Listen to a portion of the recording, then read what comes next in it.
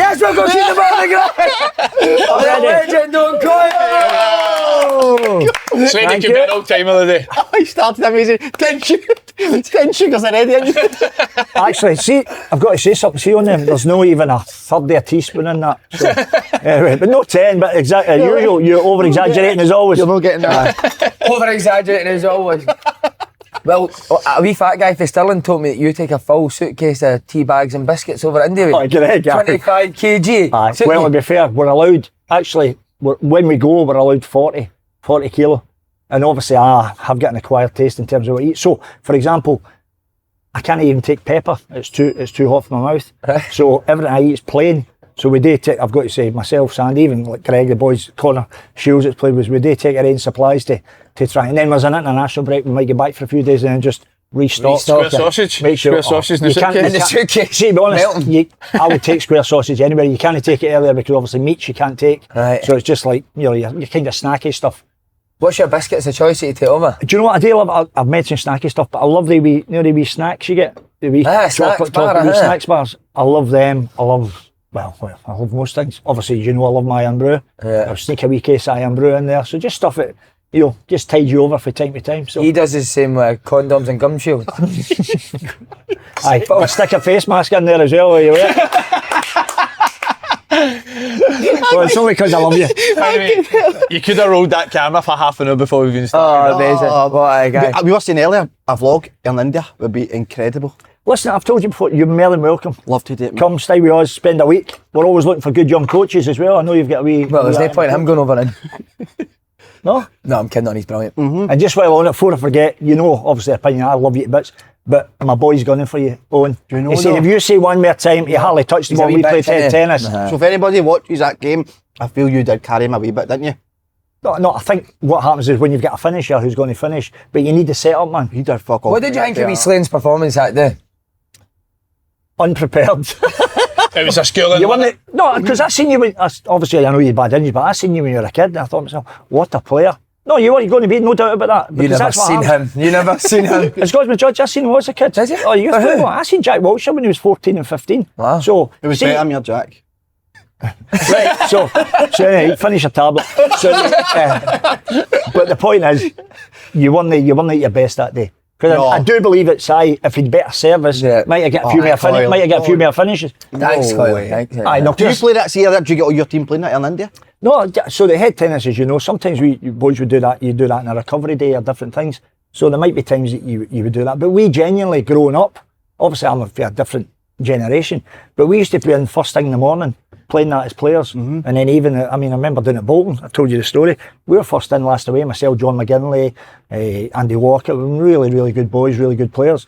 But people forget, and this is even some of the training drills you do as well, Simon, when you do stuff, people think, oh, there's a wee bit of banter, and there is a bit of banter involved in it, but subconsciously, players are getting better with their touch, they're hitting the volley. They're competition as well. 100%. See the competition with your peers, because ultimately you're going to have to go out and play in front of 15, 60,000. If you can't handle competition amongst you, what chance are you going to have in that kind of stadium arena? We're delighted you're on, mate. You watch the show, don't you? I do. Obviously in India, we do have a bit of downtime. We're back in the hotel and that. And you know yourself. No, because don't want to curry favour here, but because obviously I genuinely like he's out with the thing, but you're a really good lad. So I watch all the shows, it's brilliant. And what is it you say Sandy's constantly watching on his laptop? He used to go to the bathroom and watch that too. Sandy could be watching. Someone else he's watching all the time.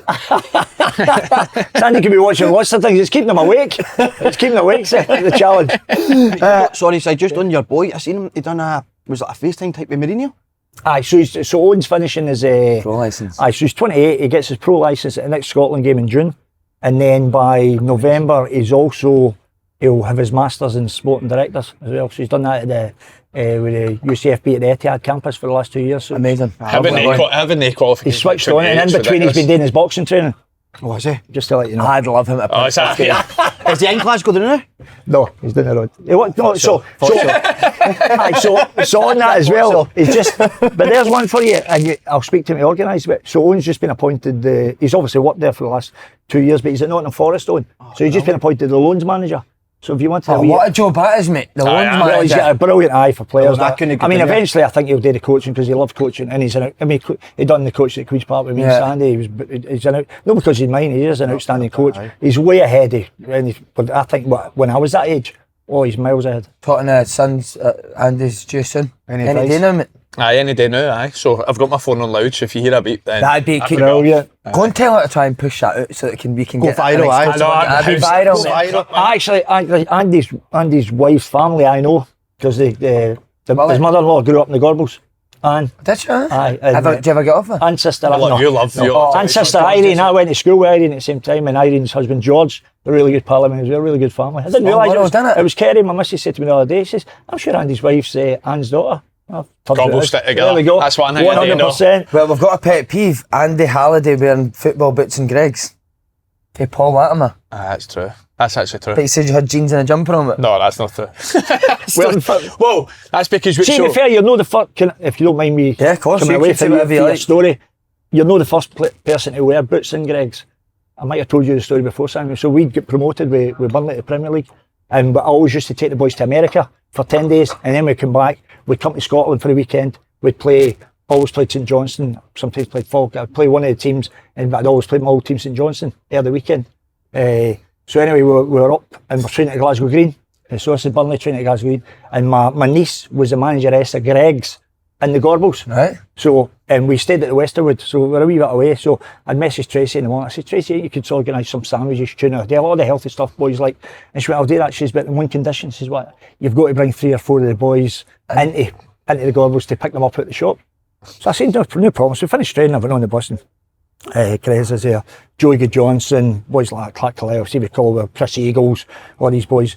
I think Fletcher would have been there as well because we worked with us in the Premier League, and I just signed Fletch. So anyway, I says, "Right lads, just a quick detour, we'll get at the Gorbals, we're going to pick up some..." "The Gorbals, oh!" I says, "Hey, listen, it's all changed, it's all redeveloped, the houses now is lovely, don't think back to, back in the old days with the gangs and all that, it's nothing like that, really nice, you'll enjoy it." Anyway, I decided, Graham Alexander, Jay Rodriguez, Addy I buy 3 or 4 I took up, but really big, 6 foot, all good lads, good building, all that, and to get his sandwich. I went there with him to get the sandwiches and all that, and I've took the pictures in Greggs, and just what you said, done with the football gear and everything else. And we've come out and we've walked back. I've walked back on the bus. I walked on Joey Johnson, brilliant player. Joey sitting in the front. His face is ashen white, chalk white. His face. I said, "What's wrong, Joey?" He says, "Gaffer, I don't know what's happened." I said, "Sandy, what's it?" He says, "Coyle, we need to get this bus moving quick." He says, "It's just been a hit and run. A Range Rover stopped, hit the boy down. Boy pulled out, double barrel shotgun. Wants all the money." Right. And I'm like, "What?" He says, "I said, so I went, driver, right, let's go." So I'm thinking to myself, front page of Daily Record, Premier League team. Aye, a Range Rover knocked the boy down. He must have owed him money, but it was drugs or whatever. Jumped out, double barrel shotgun, obviously threatened the life of him. And Joey was like, "Gaffer, I don't know what's happened." Was your dad all right after it? But aye, that was it. So There's no, but that's 2009. No, that's what you're saying. So we after every day, it's 4 of us at our car school at Dicey we do a football challenge every day. So whether it's 2-touch, hit the net in the full, corner challenge, and the loser gets a coffee at Greggs. And the corner one, both feet, left foot, right foot, least attempts, and I lost, got the coffees in. Oh, did you? So who's in that? Me, Callum Slattery, Lennon Miller, Liam Gordon, Tony Watt. Who would you say has lost the most? Who's lost the most? Tony.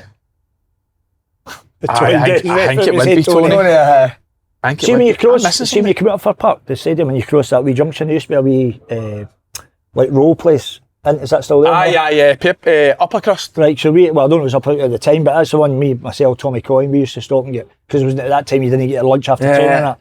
Grab a couple of rolls on the way back. I just wondered, I loved it. Motherwell was a brilliant club. I loved my time there. What, you got something to say, wee man? Just that chairman yesterday at Forest. That Nottingham Forest What chairman? about that? What are you doing there if you're the manager? Helping him a bit, mate. So He's not walking off the pitch with me. How about you doing him? When he's come on, but that's, I mean, he's got previous for doing that at his different clubs. I mean, obviously he owns Olympiacos, he owns Rio Avenue in Portugal as well, because Owen's been over there to look at the loan players and different stuff. So, I mean, you can't say that he's no passionate, but there's a time and a place for that was bad, wasn't it? I think, and particularly now there's cameras everywhere, do you know what I mean? Yeah. So, and again, that was them first time we qualified for Europe for 30 years. But I think obviously that having done that, they've got a great opportunity to get the Champions League. So that is you can imagine as an owner, the money that's involved in that as well, Simon. You want to get that Champions League slot, and now it makes it more difficult. So football's an emotional game, and that's what happens. People imagine me hockey on the pitch for you after the Dundee game. By the way, Wally's knowledge of football sector, he's good, is brilliant. And again, we would have different arguments and different things, but his knowledge of football, his passion, he loves his football. I mean, he's got a really good football mind. Anything else on you this week? McCall Arteta. He's doing my fucking tits in. We finished with more points than Liverpool last year, and what? Aye. You get fuck all for that. We're the best team in the Champions League this year. No, you're not. And see, even the dire responses that he was giving the interview, just made it so awkward, didn't it? But I tell you what, Premier League in general, by the way, I've watched 3 Barcelona games the last 2 weeks and been the 3 best games I've watched this season. Did you watch it yesterday? Oh my God, mate. We missed it, man. Incredible, man. So good. The El Clasico, the 2 Inter games, 3 best games I've watched this season. I watched 2 games during the week, it was brilliant. Me and Andy are going to disagree here. My big one is the way Trent get booed and the way he's been treated. How can that boy know what he's done for Liverpool? A young player that's came through. I don't. The amount of young players that Liverpool let go, I don't see the fans all going nuts about that. But Trent's done well. He's won everything with them as a club. He stayed through there till like 27, 28. It's very hard to knock back Real Madrid. And I can't believe they booed him yesterday. It's a similar story with you, Motherwell, Celtic. Very similar. That's why I'm sticking. I'm really strong on this. To be fair, you're laughing at, No, I'm going back to the Trent thing. I'm way on that 100%. I think that's a really good point. Yeah. I mean, as you said, you've been a kid, came all the way through, and he's won stuff. And and this is the thing as well, because of football. As much as he's grown up and he's Liverpool through and through, every time he's wore that shirt, he's gave every ounce of effort. And it's like me growing up like a Celtic supporter, but when you're playing against whatever, you're playing for your team. You're a Rangers man, you're playing for Motherwell or Hearts, whoever it is, against Rangers who you played for. You're doing everything in your power to try and win the game for your team. You've obviously not seen him play against Rangers. Did you get a bit of stick the last time? I scored. I know that's what you said, you got a bit of stick. You disagree with me, Andy, didn't you? No, with the booing, no. No, but just in general. I just think that, like I says, I wouldn't leave. If I'm a massive Liverpool fan, I wouldn't leave them while they're winning the leagues and competing for everything to go to Real Madrid, personally. No, I'm not saying that I don't understand that he's went. Aye. And I don't agree with the booing for the fans. But that's a personal choice, isn't it? That's how you are. So everybody's different. Maybe he's wanting a fresh. Did you leave Rangers to go to Real Madrid? You wouldn't leave Rangers for anything. No. Why am I getting Rangers? They keep trying to make me out as a Rangers fucking fan. Well, you thought Barca was the best thing you watched all weekend. His awkwardness with women is the best thing I've got. Tell me I'm hanging about him quite a lot now. I get any advice? Sorry, any advice from me? How to deal with it, but when you first meet them, is there any? Well, I met Kerry when she was 17. So you wouldn't need to go to somebody that's been a... What's his more chat? So we are sitting with a woman that we're quite pally with. So I don't know why he's so awkward and nervous. So I get the drinks in. I didn't get a drink. So he didn't get a drink, but there was glasses on the table. So she goes like that to me. Cheers, Si. So cheers, and then she goes like that. Cheers, Paul. And he's like that, and he goes, fist pumps the glass back. No, you don't. Quite like that. Maybe I don't know the ins and outs of it, man, inside. But maybe you think. But see, the thing is, every woman you have a conversation with doesn't mean you're chasing them when you try to ask them out. You can just be relaxed and have a normal conversation. I definitely don't want to go there. Definitely don't want to go there. I'm not exactly a womanizer, right? I'm not exactly a womanizer. One bit of advice I'd get, Paul: stop asking if you can stay with them. Stop doing that. You might be. Can I stay with you? I've done that with you already. You might be rushing things too early. No, but my point is, I had nothing in my hands. So when she's came here with the glass, I had fuck all my hands. So just say cheers. No, but she's came with me with the glass. You know what I mean? I think you're getting far too anxious about the situation. Think so? Just need to chill and relax. What did you say when we left the other? When we were speaking to somebody else, she went, "I'll let you at it." That's what he said when he was leaving. "I'll let you at it." She was like, "You what?" Like you said, I'll leave you to it. He's like, "I'll let you at it." I'm like, "Mate, what have you just said to me?" Fucking never. What about any?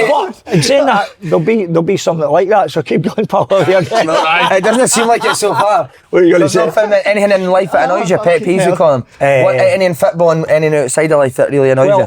One thing I don't like in football, and I get it it happens in India, but it happens in, and I think it's more a cultural thing, but it's like a foreign thing. I hate seeing when somebody's fouled, and I see other coaching staff or players on the pitch asking for yellow cards and all that. I hate that. Because at the end of the day, the referee will decide on the yellow card. I actually think, see if you go and ask for a yellow card, I think you should get a yellow card. Well, can I come back at you on this, colour? Because this happened to me at the weekend, right? So what about this scenario where we've got a corner for us, they break out, we've got 2 men back the pitch, our winger goes to to try and win the ball back to keep them in. Fouls somebody, he gets booked. We then have the same scenario, but we're attacking the goal. Yeah. And our winger goes by and the exact same foul happens and he doesn't get booked and I say to the ref, so how is our wingers are booking there but that's not booking there? Is that alright? Oh, that's 100%. Right, okay, so what was it? That the weekend. But that's just the inconsistency of referees. Yeah. But you're right. When that happens, particularly when it's in an attacking phase of play, because that's when you should be getting booked. Exactly. A wee bit of fouls will happen and you'll be late for them. But when somebody's really a threatening attack, that's got to be. But I hate that. And what happened? Did you get booked? I got booked. Again? Derek, we put Derek. Derek was doing BBC for Brilliant. it. So we've stuck him right next to us in the dugout. He's like that to me. Oh, mate. Derek's one of the greatest guys in the world. Amazing. I love the fact he's looked out for you the full And time. he's just staring at me every time I look around. He's just staring at me. By the way, watching the game. He was some player. I People know he say had bad injuries, but what a player he was. What about outside the football and annoys you? Pet peeves? Driving's usually the one. So you couldn't drive in India. They obviously do, but so if we have 2 lanes in India, there'll be 5 cars or tuk-tuks in between the. And see, see that there? It's God's my judge. Watch, he'll end up going off. Take your hand off my thigh. So that would be the distances between cars. Oh, really? God's my judge.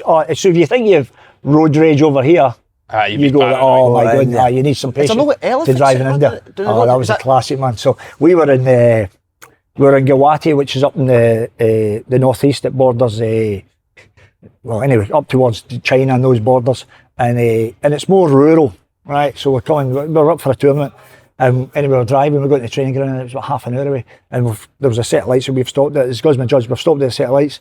We overtook with an elephant. Obviously there was a nature part, whatever, but obviously the boys on it. Sandy's like, I think he thought Sandy thought it was that way. Sandy thought it was a left. He thought it was a left winger. I thought it was Greg Stewart. Greg Stewart overtaking Greg like that. Greg did after the ball. Beak, I know. What is it? I'll put the beak right that way. A beak. Yeah, I want your opinion on this because it's you're going to have a baby soon. So this is to Michael McDonald. Here's a pet peeve for the show side. Babies on holiday. What's the point? They don't enjoy it, won't remember it, and they just ruin it for everyone else who's spent grands to be there. Where do you leave him? But I know. Can't just leave him at house. If you're going on holiday, if you've got a baby. You're taking a bit of that's. Get Uncle Paul to watch it. That's just part of it. Uncle Paul. Take the in-laws. Take the in-laws and let them. This is the last one from Grant Campbell. Pet peeve side: people who buy in-flight meals only acceptable on long haul, no 3 hours to Portugal. Have food in the airport and have munches for the plane. I don't have to wait until you've finished your bangers and mash at 11 AM until I get a pish for the toilet. I'm W.H. Smith before every flight. You need backup. It's a fortune though, mate. Well, obviously, I do the long haul flights, obviously, because we maybe go, we could go through Doha, Dubai, whatever, and obviously to Chennai. So I'm a bit like Andy. I'll make sure I'm on W.H. Smith because the other thing is, well, I'm not a big lover of the food in airplanes anyway. Yeah. Just 3 years ago. In a box, 3 years ago, I had food poisoning. I thought I'm not taking a chance anyway. I'll just play safe. A bit like when I went to India the first time, I had food poisoning the first time I went. Was it not KFC, Greg Stewart said? That's what it was. But KFC over there's no KFC here with a different battle of that. This is true. And obviously our immune system's different. So I was just there. It's God's my judge. We played the first game, stopped, KFC, 2 legs of chicken. I like legs of chicken. So I took the bus and I bit in there and I thought to myself, what does it taste like? I just kind of had that feeling straight away. The elephant over I kind of thought, KFC. I don't know. Anyway, but my Indian coach, your boy Sabir, who's now with the AIFF, and I said, Sabir, do you like chicken? He said, yeah, coach. I said, I'm not sure, but give me a coach. So Sabir just wolfed it in, no problem. We get back to Chennai, it's God's my judge. I had the worst food poisoning. I ended up losing it, which I didn't mind at the time, lost about 5 kilos. And Sabir's right as rain every day. He's flying, so obviously a different immune system. So from that point on, I eat totally plain early anyway. So fried eggs in the morning, maybe hash browns, maybe like pasta with like tomato sauce, grilled chicken at night, but everything just eat. Sandy will try, Sandy tries the curry, he likes they'll try the food and different things, but I just eat totally plain. Amazing. Last thing on pet peeves on holiday. Grown men who go into the pool and see how long they could go underwater for. Oh, I've got that in my locker. Love it. You do? I've got that in my locker, right? Why? I love it. I don't know. To impress Chilly, like? It's weird. Ask me up to 2 lengths now. Aye. I would do something like that. To be fair, I can hardly swim, so you're not... You're not swimming at Gorbals. Swimming baths in the Gorbals are belters. There's always a shite in the pool, but they're brilliant. Aye, but normally the people that are throwing you in, you're not getting back out. I'd chuck coins in, try and get it. My mate took a snorkel to a stag do. Croatia. Nah, when they do that. So see in Croatia, it's all like seaside bars. Aye. So the bars are at the sea. And he's turned up one day on a 3-day stag do with a fucking full snorkel kit. Spent about 2 hours in the water trying to find stuff on a stag do. See, talking about that, so getting back to your early pet peeve about kids going on holiday. So, first time I went to Florida, actually, Andy, I joined Motherwell in the January, this is true, and they were, Big Alec was manager, Alan McCleesh, brilliant, one of different classes, a man, but a manager outstanding. And anyway, the bottom of the league, fighting to stay up, and they did the Player of the Year, and the Player of the Year prize was a family holiday to Florida. That was a Player of the Year prize. Wow. Brilliant. So when I came in, so what happened was, if you're man of the match, you get 3 points. If you played really well after him, you were 2 points, and then 1 point, 3, 2, 1. But when I came in January, the leader, there was like about 6 of them on 10 points, because they'd been having a bad league, so nobody could kind of get... So anyway, I came in, hit the ground running, scored, won the first man of the match, 3 points, boom, boom. By the time April came, I was like a point off the lead. And then we went to Ibrox for the Rangers were going to celebrate the 9 in a row. And I'm not telling this because I'm a Celtic man, but they'd spent £50,000 in hospitality. Rangers, they'd invited all the ex-players up as a formality. They thought, oh, I'm playing Motherwell at home. But we had our own agenda. We had to want to go out of the playoff. We got off the bottom, but now, because we'd won a few games, we had to want to get out the playoff position at the bottom, because we're still the set. One went down and the second one was the playoff. So anyway, we went to Rangers, the bank holiday Monday, and anyway, as it happens, I finished 2-0 Motherwell. That's right, Coyle get a 2. But anyway, but anyway, the point was, I get the man of the match for that. So that 3 points put me onto the lead. The holiday. And then I remember, I came in must have been the Tuesday, whatever, in the training. As I'm walking in, Stevie Woods coming out, Gadget. Stevie Woods, the Celtic goalie coach, really good pal of mine. Why Gadget? Oh, he'd every Gadget under the sun at that time. You know what I mean? You can imagine what they're like now. So, so used to call him all the Gadget. Anyway, so brilliant boy, Stevie Woods, and they're like, oh, by the way, Coyle, your ears must be burning. I says, how? He says, oh, they're all in there raging. I says, how? He says, because you're now top of the Player of the Year thing, mate. I says, oh, are they? I says, oh, we'll see about that. I says, come on. He says, oh, I'm not going to. I said, come in and you get a bit of fun. So I walked in, and all the boys are there, really good boys. And I said, and he's getting to say. And the boys like, what do you mean any say? I said, well, if you're going to say something about me, say it to my face. And what I can't mind who it was. Oh no, but the boys were just saying about, obviously that's you top of the thing now for the holiday. I said, if the holiday's won, it's won. Whoever wins another game this week, somebody else might win it. I said, but incidentally, I've only got 8 points for a reason. I said, what's that? I says, because I've scored the goals that's helped the team to climb the points. Did you get your win bonuses every week? They're like, aye. I says, aye. So don't be envious about somebody else. It could easily be you. If you'd have scored goals or you'd have saved them or bum, and it'd be no sight for me winning it. Aye, that's fair. I said, you've still got this week that somebody will win it. Anyway, they never. I won it. So anyway, anyway, the point I mentioned with the pet peeve, that was the first time we were going to Florida, and we'd Kira, who's my old, we'll get 3, Kira, Owen and Kevin as my youngest, but it was only Kira and Owen at the time, and Owen was a baby, and Kira would then only been 2 or 3, but we won this, and then I had a paid extra myself to take my mammy with me, so my mammy came with us, and anyway, we get there, and Kerry's got 2 big Britax car seats, at the time, these car seats for the babies. I said, what are you doing with them, Kerry? So we need to take them, make sure the winds are all right in the plane, and then when we get out of America in the car and all that, okay. So anyway, we're flying from Glasgow to Heathrow, got to catch a flight from Heathrow then to Orlando. So anyway, we get there, Glasgow's fine to Heathrow, but at Heathrow we go to Change Terminal. I've got these 2 big car seats, I'll have them about it. And they're like, oh, you've got 20 minutes to make the gate. Andy's goes to my judge. I mean, I wasn't quick, but I could run all day. I was like fitness wise, that was one of my big assets when I played. I was still running the 95th minute while people won the first 5 minutes. So anyway, I'm humping these, go to the gate, but I swear by about 2 minutes get in, sweat was belting off me. And I'm taking them in, and the stewardess says, where are you going with them, sir? I says, I don't know, my wife's asked me to bring them for the kids. Oh no, they'll need to go in the hold. Right, fucking sweat. Right, so anyway, so that's fine, we fly. So Kerry's not saying too much, quite quiet. Anyway, we get to Orlando, go in to get the car, the big 7-seater, beautiful, big Dodge Caravan. I said, no, I've got these. Oh no, you're all right, so we'll get built-in car seats.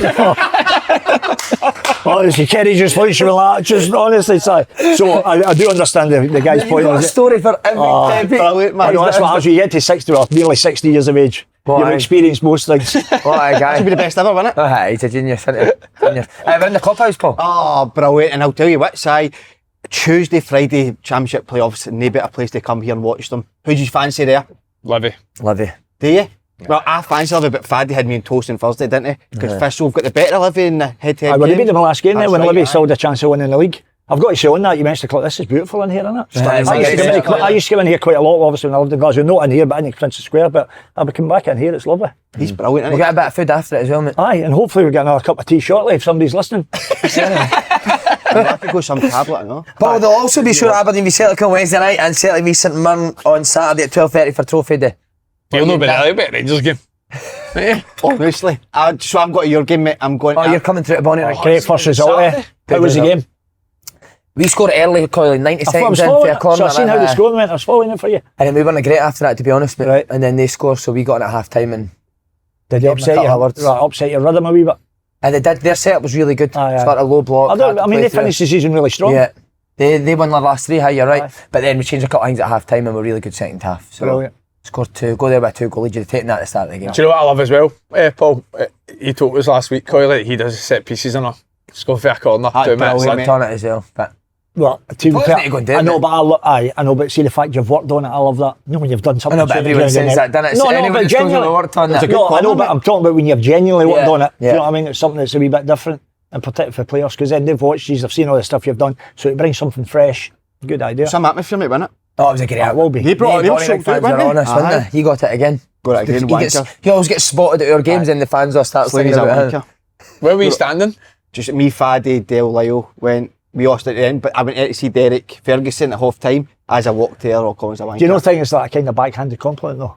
It's in jest, innit? Do you know what I mean? So Of course. So as much as I say it's because I like you. You'll know how much more anxiety have you got. You played playoff games or do you always win the league? Burnley Playoff went up games. playoff. Burnley, Playoff, what about the anxiety in the playoff games, mate? Couldn't tell you, pal. I've always been very good at them, so there's no real problem.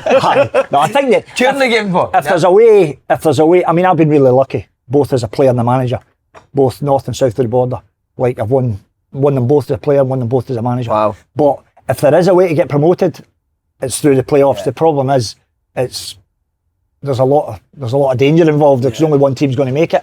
But if you're the team that does make it, then it's incredible. It's incredible. I mean, obviously the best. I mean, we won the biggest game in the world, the playoff final, to go to the Premier League in England, because of the finance involved and all that. And I was lucky enough that as a player, I'd played in that game, but actually scored at Wembley, which is a kid's dream. So and then obviously in Scotland, I scored again, fortunately as a striker, I scored the winning goal for Dundee United, to take Dundee United back to the Premier League.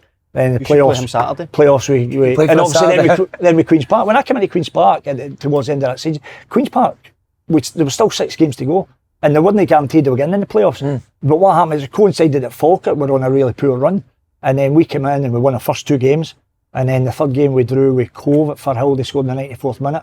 We probably should have won it, but it finished 1 each. But those points then were enough to get us into 4th, 27 points behind Cove, and then even when the league finished, we were 21 points behind Airdrie. Queen's Park had already played Airdrie 6 times that year, 4 in the league and a couple of cup competitions. Hadn't they beat them once?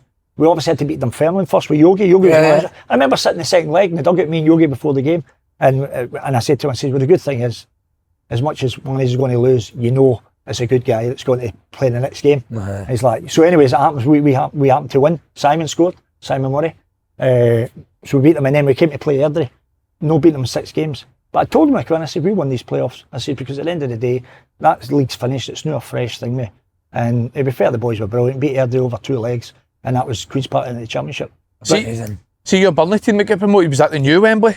Aye, new Wembley. Aye, so I played in the old Wembley and scored. And then promoted Do you the know new what slippers that day? The surface was the old Wembley. The surface was amazing. Aye. So we were, I don't know if you might know, because maybe we were 2-0 down in that game after 20 minutes against Reading. And Reading missed a penalty to make it 3-0. I think it was Stewart Lovell missed it to make it 3-0. Had they scored that goal, we'd had a good team, we'd never come back. But we got to half time, 2-0 down. And we had chances the first half, but it didn't take them. And then, to be fair to Bruce Ruyck, who I never seen eye to eye in terms of some of his stuff as a manager, but his football knowledge and all that was second to none. He was an outstanding manager. So that's one of the things. Sometimes you'll always have, and I've been in the game that long.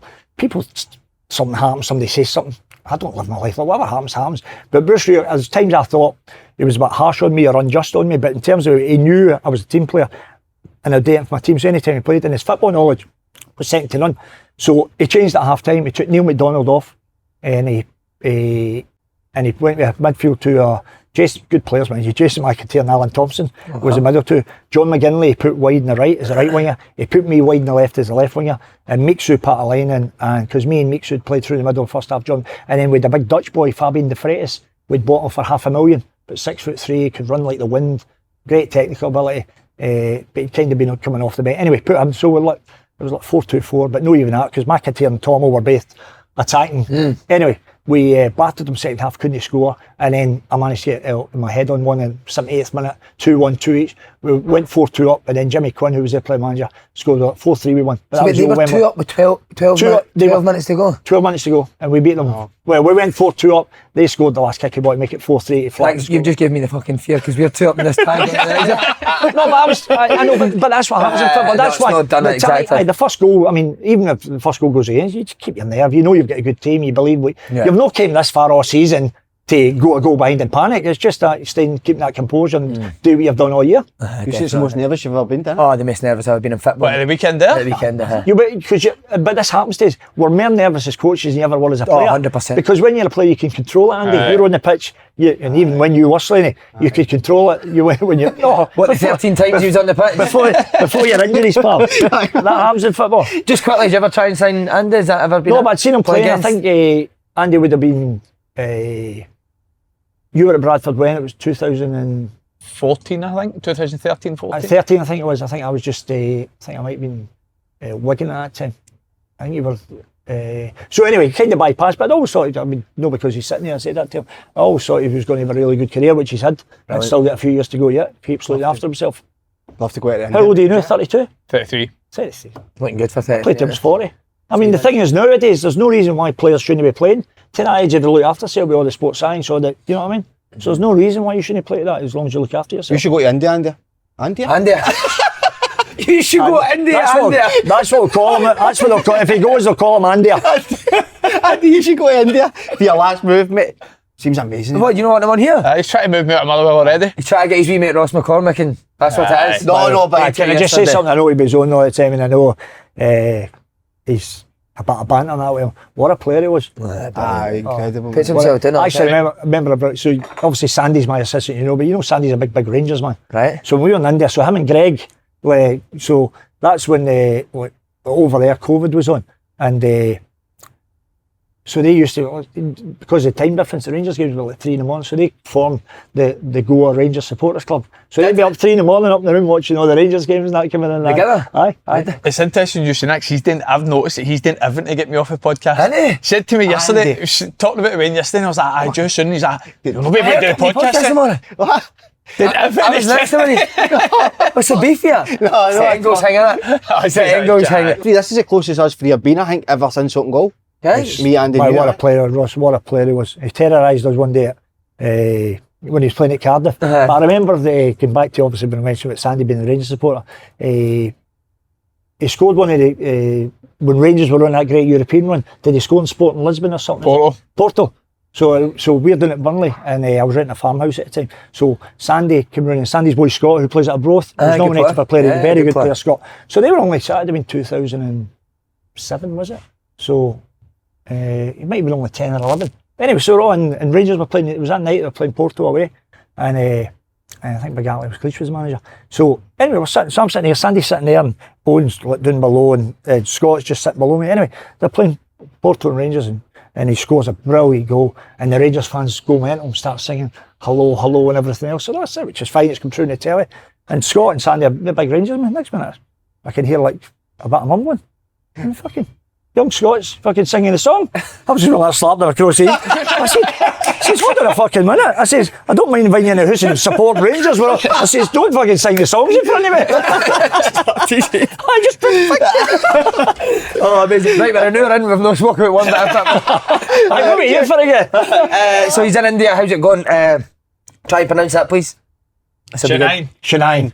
Aye, so, listen, a brilliant club, great people doing us. We missed the playoffs this season there, which was frustrating for us all, because last year we arrived, and that's the big thing in India, to make the playoffs. So Shanine are like a Jamshedpur. They're not in terms of spending, you've got your Mohun Baggins, you've got big clubs, but they've got a brilliant history and a brilliant standing in the league. Right. So But Connor Shields did really well. Connor ended up the most assists in the league, the most chances created also in the league. So obviously Connor played for me at Queen's Park, but obviously on loan from Motherwell. Yeah. So Connor's done well there. Greg Stewart, Greg had a great season. They won the Shield at Mulgrew. So there's two clubs in Kolkata, Mulgrew and East Bengal. They're like they call them legacy clubs. It's like Celtic and Rangers. Right. When those two play, there'd be easily 100,000 at the game. If they could have even more if they allowed them in Kolkata. So some huge big clubs. Mumbai City is owned by the City Group, Manchester City. Yeah. So there's some big clubs. And usually like the equivalent of St Mirren, did you say? Like I think but that kind of well, when I was at Jamshedpur, we won the league in India with Jamshedpur, which is probably equivalent of St Mirren beating Celtic and Rangers. It should never happen, but we did it. But that's the key, Simon. Good players help you to achieve. I mean, we talk about. I mean, obviously I speak to Charlie all the time. And I know he didn't enjoy his time at Celtic and everything else. But good players might have, if he helped him to achieve what he wanted to do moving forward, then he maybe was a different look on it. You know, you've done it yourself as a manager. You like the assistant role, and everybody will find their niche. Yeah. But people think you just put a team out, and managing is a difficult job for. And that's why, again, before, it's no just a matter of walking in, you think you pick a team to play. There's so many things involved in it. What made you go back to India? Because obviously it's second stint at the club when you left Queen's Park. I think it was the people, because what happened was I'd been offered, when I was at Queen's Park, I got offered 2 or 3 jobs in here in Scotland, England, while I was there. But I really enjoyed my time at Queen's Park, what we were doing. I mean, and if you look now, obviously, the job we did at Queen's Park was not me singing anyway. Not incredible job. Incredible. To finish 27 points behind Cove, 21 points behind Airdrie, who you then beat the playoffs. But not only that, to go to the last day to win the league. And I've got to say this, and I said at the time, because obviously not only our top goal scorer, the top scorer in the league, Simon Murray, gets sold in the last day of the transfer window. Had we kept Simon, we'd have won that league by no doubt about it. Yeah. You only need to look at Simon, who nominated for me up with Maeda for the top goal scorer in the league. And he's an outstanding, he's what a boy he is, Simon. I made him my captain, I can't wax lyrical enough about him and credit. But to go to that last day and to take Queen's Park into the Premier League, and the other thing as well, because there's a lot made about this and that, we had the exact same budget that they had the year before in the League One. What I done was, and I mentioned this to Andy, we were chatting before, I don't like squads of 25, 26 players.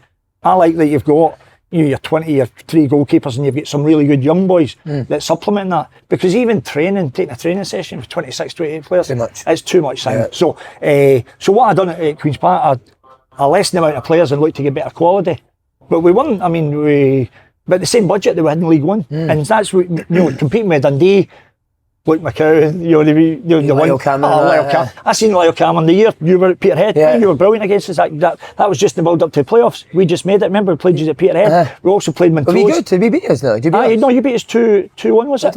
Aye, because we were in the playoffs. You played that game. You were very, very good. What's he called that? Aye, because Jimmy Mack, I love Jimmy. Jimmy Mack's a really good pal. Outstanding football man as well, and as well as a really good guy. But Lyle Cameron was on loan at Montrose. And I went after the game because Stuart Petries, I played with Stuart, he's done an amazing job at Montrose all the years. And I said, where's that wee fella, Stuart? He says, there. And I said to him, by the way, son, what a career. He was, I can't tell you how good he was. And because normally you're absorbed with your own team, unless somebody really runs the show and catches your eye. And he was, I can't tell you how good the boy was. Yeah. So my point was, we were competing with the boys like that, even like Mulligan, all these good young players, the experienced players. And he got in the last day, and had we kept Simon, we did. 100%. I signed Connor Shields to play with Simon, not to replace him. But ultimately, Simon was out of contract. He'd signed a pre-contract at Ross County, and then Leanne decided that I'm going to sell him. Do you remember that last day of the season against Dundee? Is it Stenhousemuir he's played it? Well, that's the other thing as well. We never played. We played one home game. We managed to get us a game. We played Hamilton at home at Hampden, beating 4-0. Every game we played away from home. And in fact, the Queen's Park fans, the amount they were there. But come the last game, and I said this to Leanne as well at the time, because we end up giving Dundee far too many. In my opinion, I wouldn't have given Dundee any tickets, because at Stenhousemuir, the away support goes behind that terracing. Yeah. It just becomes a home game, because the home fans are just on the wee stand Stenhousemuir's got, a hold of 600-700. So Dundee have then got 2.5, I don't know what it was there, 2,500. It was like just something. I'm not saying that was the reason for it, but it gives you a big advantage. Don't get them any. I remember, was it the fullback scored a worldie? Aye, for us. Charlie Fox scored a great goal for us. So we went 1-0 down, then we went 2-1 up, and then it was 3-2, then 3 each, and then Connor Shields had an unbelievable 20-yard strike just 5 minutes after half-time, top corner, and the big goalkeeper, the save of the season. I hadn't seen him making a save like last season, but he did that day. And then I think it was McCall scored a wonderful goal, 4-3. And then I'll give Gary Bowyer, who's done just while he's on, Gary's a good pal of mine, done a brilliant job at Burton, kept Burton up in League One. Right. And but Gary was the manager, obviously, and Gary came on, and we're good pals. And actually, Gary walked off with me because the D fans came on. That's right, you remember that, weren't you? Were they getting you shite? Spitting on me, kicking on me. It was the day it was hot. And I said, Gary, you're all right. I'm for the Gorbals. I couldn't wait after myself. We were okay. He's like, no way. So it'd be fair to get. So once Gary was with me, it was kind of calmed down a wee bit. But it was ridiculous. You had to walk across the whole pitch as well. The whole pitch. And I said that to Leanne before the game, and even then after the game. It was what happened there shouldn't have happened. But anyway, but my only feeling was for the Queen's Park fans. No, for myself. It was just because we were to take Queen's Park in the Premier League, which we could have done. So anyway, but during that season, I had different offers to go back to India, different offers here and there. But no, I love my time at Queen's Park and the job it did. I mean, it speaks for itself. Sad that's happening to him now, isn't it? Well, it's the only thing I would say on that, I mean, what Wally's done for Queen's Park. Yeah. I know people have got money's different put is opinions and incredible. everything else, and he's never asked for a thing. He never asked for a 1% shareholding. Never asked for a thing for them. So everything he's done is because, I mean, he's the most honourable guy you met, and the amount of people he's helped in his life came for nothing. Did you grow up with him? He was 10 years old. He grew up with my older brother Joe. Nobody gave him a thing. He's had to work his socks off to get what he's done, and what he's done in the back of that, the amount of people he's helped. Like, not even in football, with football, young, but he gave him business space, never charged. I mean, he's some size of heart, the amount of people he's helped, been incredible. And of course, fans are always going to have opinions about this. Somebody doesn't like a stadium, somebody doesn't like that. But you can't fault what he's put into the club, what he's done. I mean, that pitch, you've been on it. One of the best.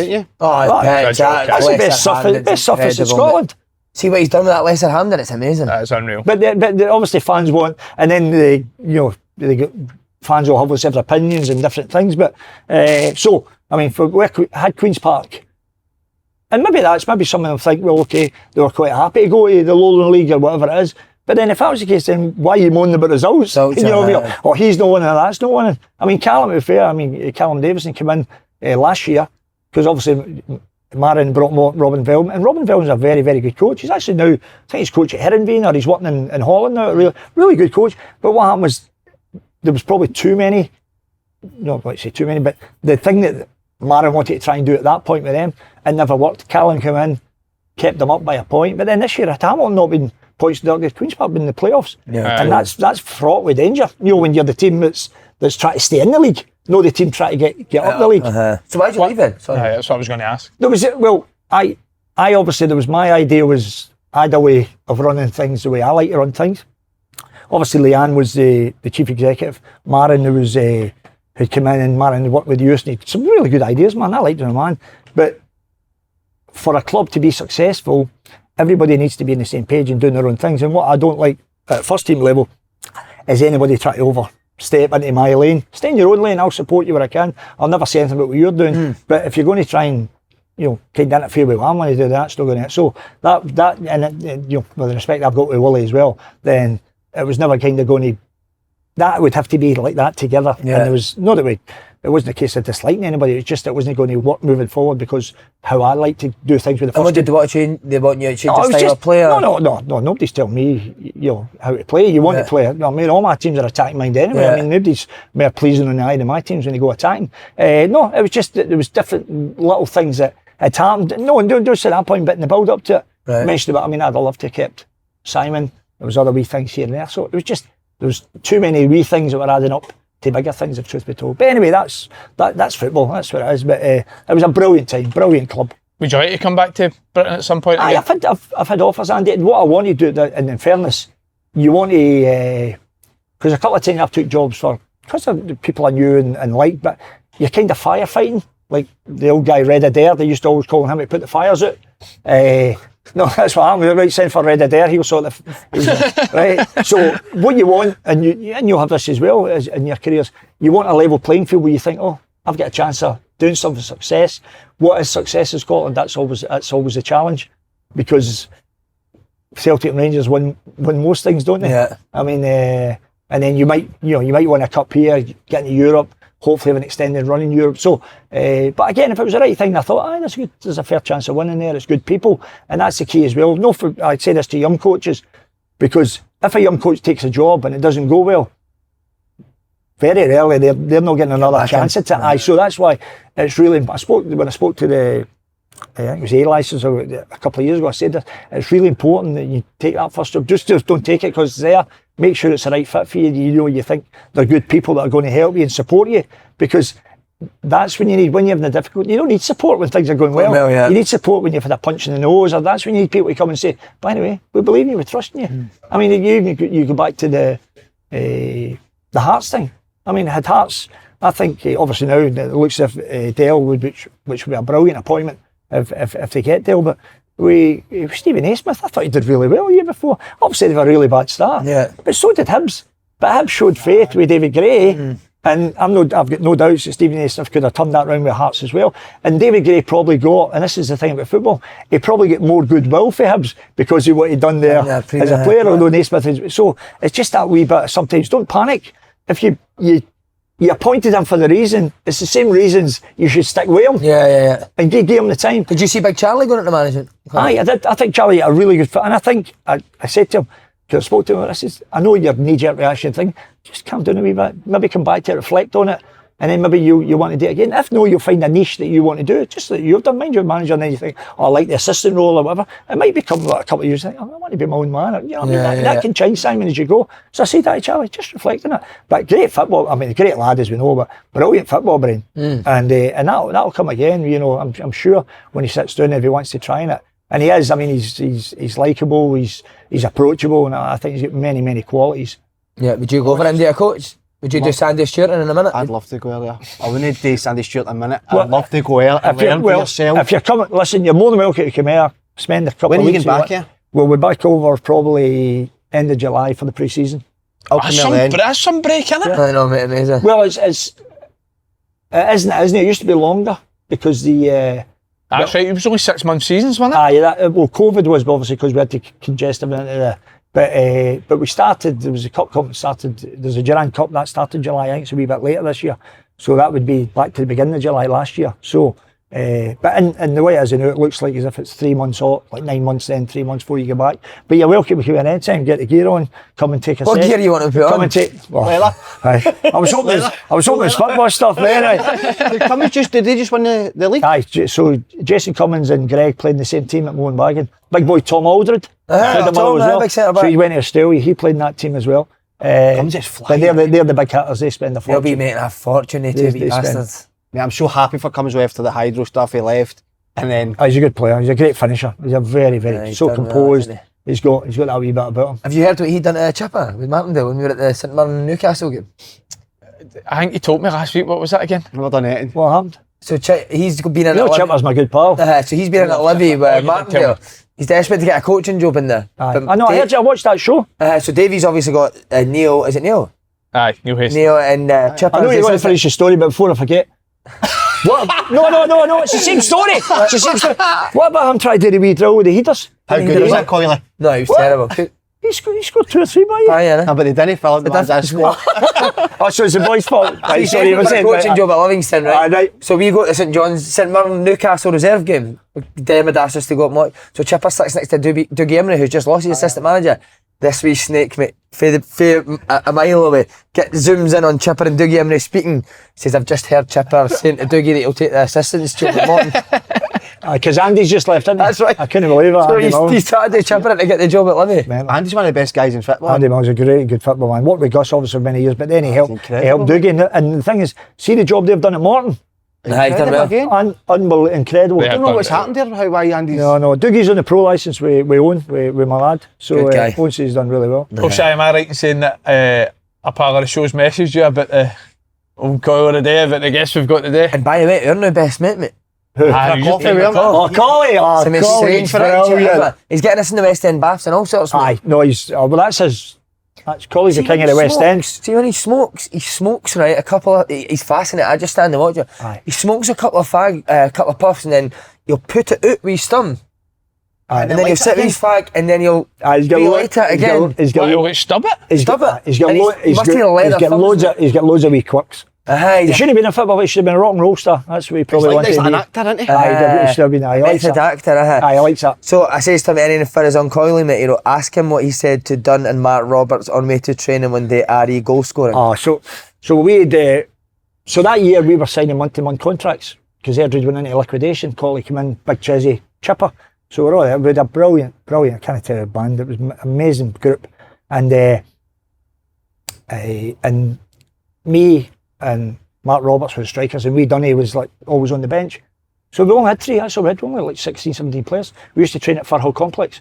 Right. So then I was his player coach. Me and Sandy were player coaches. So then we started the season really well. I'd like scored 8 goals. Mark had scored 6. And Dunny was always on the bench.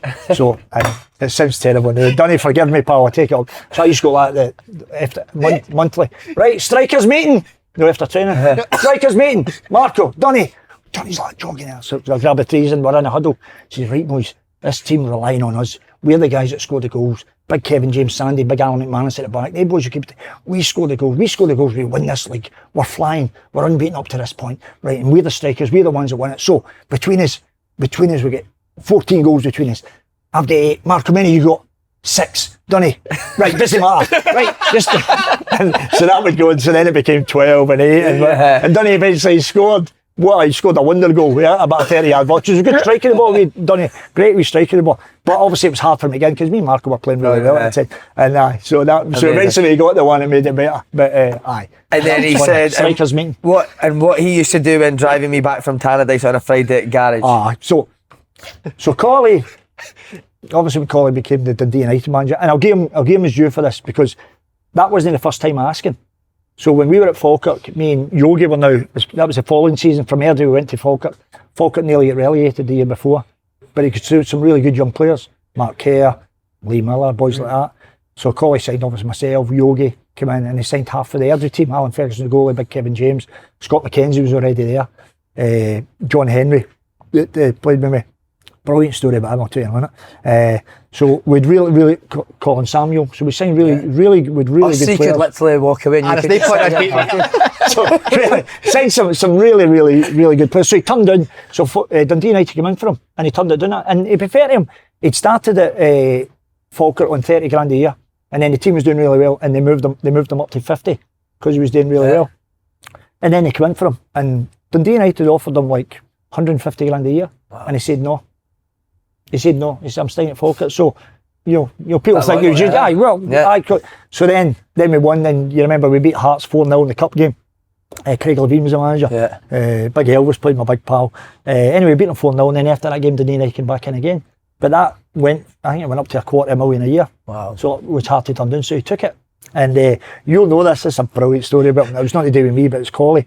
So when he got the Dundee United job, the big beautiful manager's office upstairs, because you get the downstairs coaching offices, next to the dressing rooms. Then you go upstairs, beautiful big offices. But those offices look out onto the pitch. No, they look out onto where the old boys are out with their doing their bit of gardening and all that. Right. On the allotments. Yeah, looks out on the allotments. So that big office looks out on the allotments, and he's got a big huge window. He opened this big huge window. So I was up that day although I'd stayed at Falkirk, but I come up to see him on his first day. So I'm there, Chizzy's there. Wee Tony Doc, just opens the window, and all the old pensioners are out doing their cabbages and out in the allotments. No, it's maybe about 50, and he looks out and he goes like that. Hi! Tap his voice. No, these pensioners, they're all standing up. And can I stand up here? It's what time. Stand up there. He stands up at the window and he goes like that. Loaded! It's my judge! Because he signed his contract. Collie was brilliant. He was brilliant. Loaded! No person like with their cabbages and their carrots. What's he on about? What's he on about? That's what So what was the chocolate? So when you've seen him, because he goes to the bathroom and that he always struggled with his diet. He'd lose 3 stones, then next minute he'd be wolfing in, he'd beating everything, he'd balloon up again. So, and obviously he calls me the wee skinny guy for goals, because I was really slim as when I played, and I could eat anything because I had such a high metabolism. And I've obviously running all day and never stopped talking like yourself. But anyway, so what we do, and you get this, the part of the reason for telling you about the loaded one is it comes back to the club car they gave him. They gave him a big 250 GLE Mercedes. It was beautiful. Collie can't drive.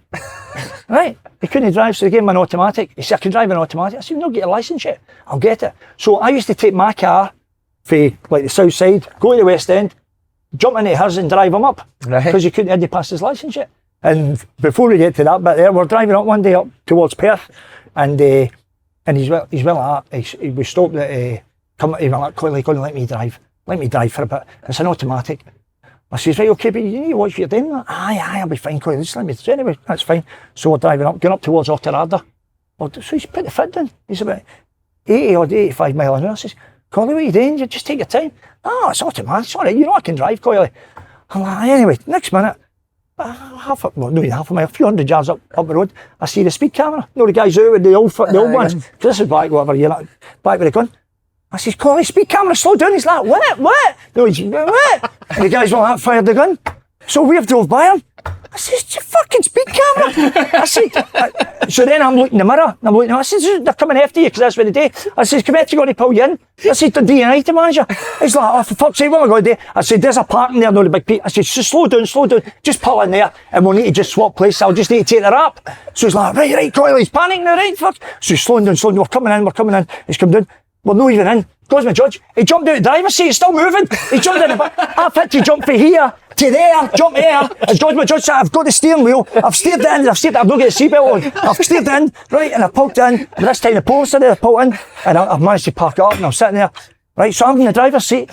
He's in the back seat, sitting in the middle of that. Like the king of Siam, sitting in the middle. He's like, what's going on here? Right. So the police came up, I said, I've just took my seatbelt off, officer. I didn't have it on because I jumped across. And there was an older guy and a younger guy. And he says, the old guy, he wasn't having it. He was really ladling into us. Did you realise what speed you were doing there? I says, I can only apologise, officer. I says, I threw the old football card in. I said, obviously, he's the manager of Dundee United. He's in the back, he's the manager of Dundee United. And obviously, I'm his player coach. We're running late for training. And one thing we are is about punctuality, and if the players are late, you have a load of just a big story, and the boys like that. That's no excuse for speeding, right? He was just slapping me down, right? Young boy was brilliant. Young boy was like, I remember seeing you playing and all that. He was a football fan. I said, who'd you support? So I went with the young boy and that. Young boy's like, I'm a big St Johnstone fan. Good club, blah, blah, such. Yeah. And the old guy's like... I scored 100 goals for them. The old guy's like, no, I didn't actually score any for the joint. The old guy's like, write the ticket. The old guy's like, right. Young boy's like, all right. So anyway, young boy's like, reluctantly, honestly, that's what it was. Right, gives me the ticket. So anyway, jump in. And I say, thanks, okay, I'm on my way, so I drive. He's still sitting in the back. I says, fucking ticket. He's like, Coyle. He's like, it's all right, Coyley boy. So how's it all right? It's just 60 quid fine, I'll pay the fine. I says, and what's happening with the fucking 3 points? Who's taking them? He's like, I never thought about it. He's like in the back, like King of Siam, I never thought about that. Oh, unbelievable. So you took 3 points? Well, see, to be fair, the boy wrote the ticket out wrong. I don't know if he done it on purpose. Because he made a mistake on the thing, mate. So what's the garage? So the garage was when we're coming out. No, the reason being, it's all the same. It's on a twine. So when we're coming out of Dundee to head back, we'd stop. The first guy, that big Esso garage, your left hand side, just by the hotel. Right. So we stopped in there to fill up with fuel.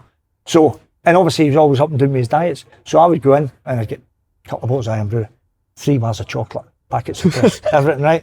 And so he'd come in. He always used to say, don't get me in, because you're on a diet. I says, aye. So I come back in with this big bag, right? Spent about 6, 7 quid, whatever. Put that down to your legs there. You're like, what? I told you not. I says, it's no for you. I says, I'm the one that's driving. I'm the one that's going, you get a wee bit of chocolate as I'm going. And whatever, it's like, aye, all right. By the time you go to Cumbernauld, fuck all left the bag, he turned a lot. So he went like, he used to go back and says, do you know what, Coyle? That's what he used to say, with stuff like that, chocolate and all that. He says, do you know what, Coyle? I said, what's that? He says, everybody's like, really nice guy, that old Coyle, can he do enough for you, get his wife for you, and all that, aye. I says, that's really nice, aye. He says, you're an evil bastard. Because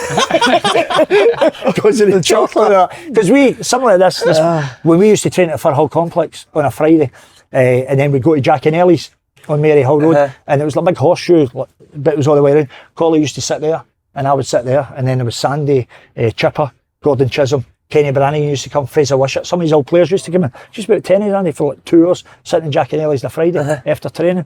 And the other thing he used to do was the 7-day press would phone for team news. And every Friday he would go like, yes, I've got an injury doubt about wee Andy Stewart.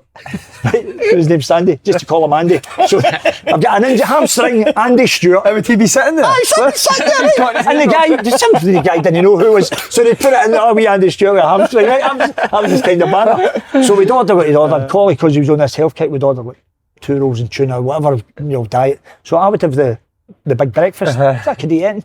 Big breakfast, 2 eggs, sausage, bacon, whatever. And I'd be sitting there, a square sausage, and then just what you said about square sausage. Anyway, I'd done it all, but I'd purposely always left 1 square sausage, Andy. So he would eat it? I'd left it there in the corner, I'd put the plate in, and he used to go like that. What are you doing with that? I'm like, I'm finished. I'm full up. You're not full up. You can't. I said, Gaffer, I'm full up. There it's there. So we'd be sitting for a couple of minutes and he'd go like that. Couldn't get it because it's sitting there sitting, and I'd done it. And he used to go like that. And this was what I loved about it. It wasn't the fact of eating it, it was how he ate it. He used to go like me. Coyle, I said, what? I said, cut me a wee edge of that.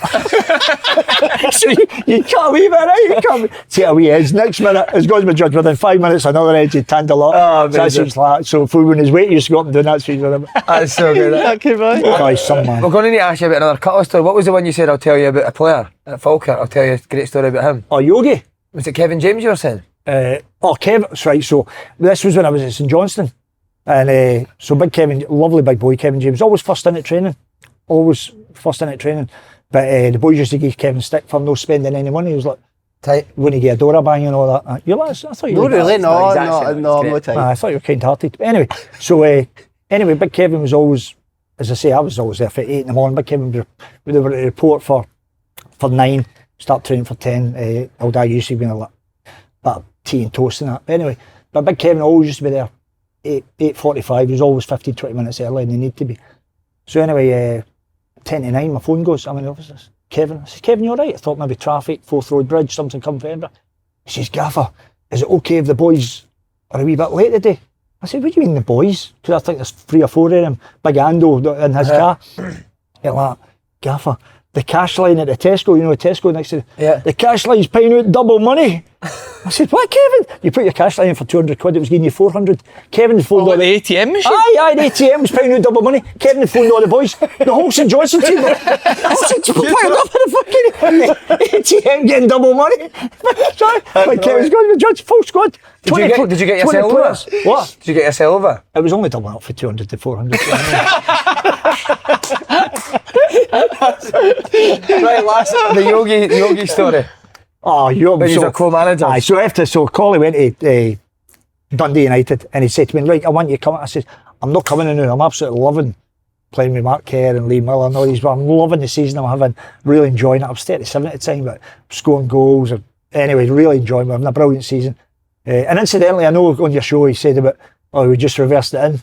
Just for clarity, so Collie knows what I always tell him. We were 1 point ahead. Me and Yogi won it by 9 points. So it was a big difference, just so we get facts are important. Yeah. So we get them right. But anyway, so me and Yogi, we finished training. Used to train at Stirling. Came back from Stirling this day. The boys have been in, and me and Yogi went to do a function in the town. We came back. As we're coming back in, there's this guy standing, 25 or whatever, just a man standing. He's like, Yogi, how are you? I've not seen you for ages, big yin. And the guy's like, Yogi's like, oh, John, how are you? And I said, great. He said, come up to see you, Yogi. Just came to see you. And I'm like, Yogi, what are you doing, Yogi? We're doing it. So what we used to do is when we came back, Falkirk at the time had big communal bath, but had 4 big single baths. So Yogi used to get in, changed, sit in the bath, chat about football for an hour, get changed, then go there.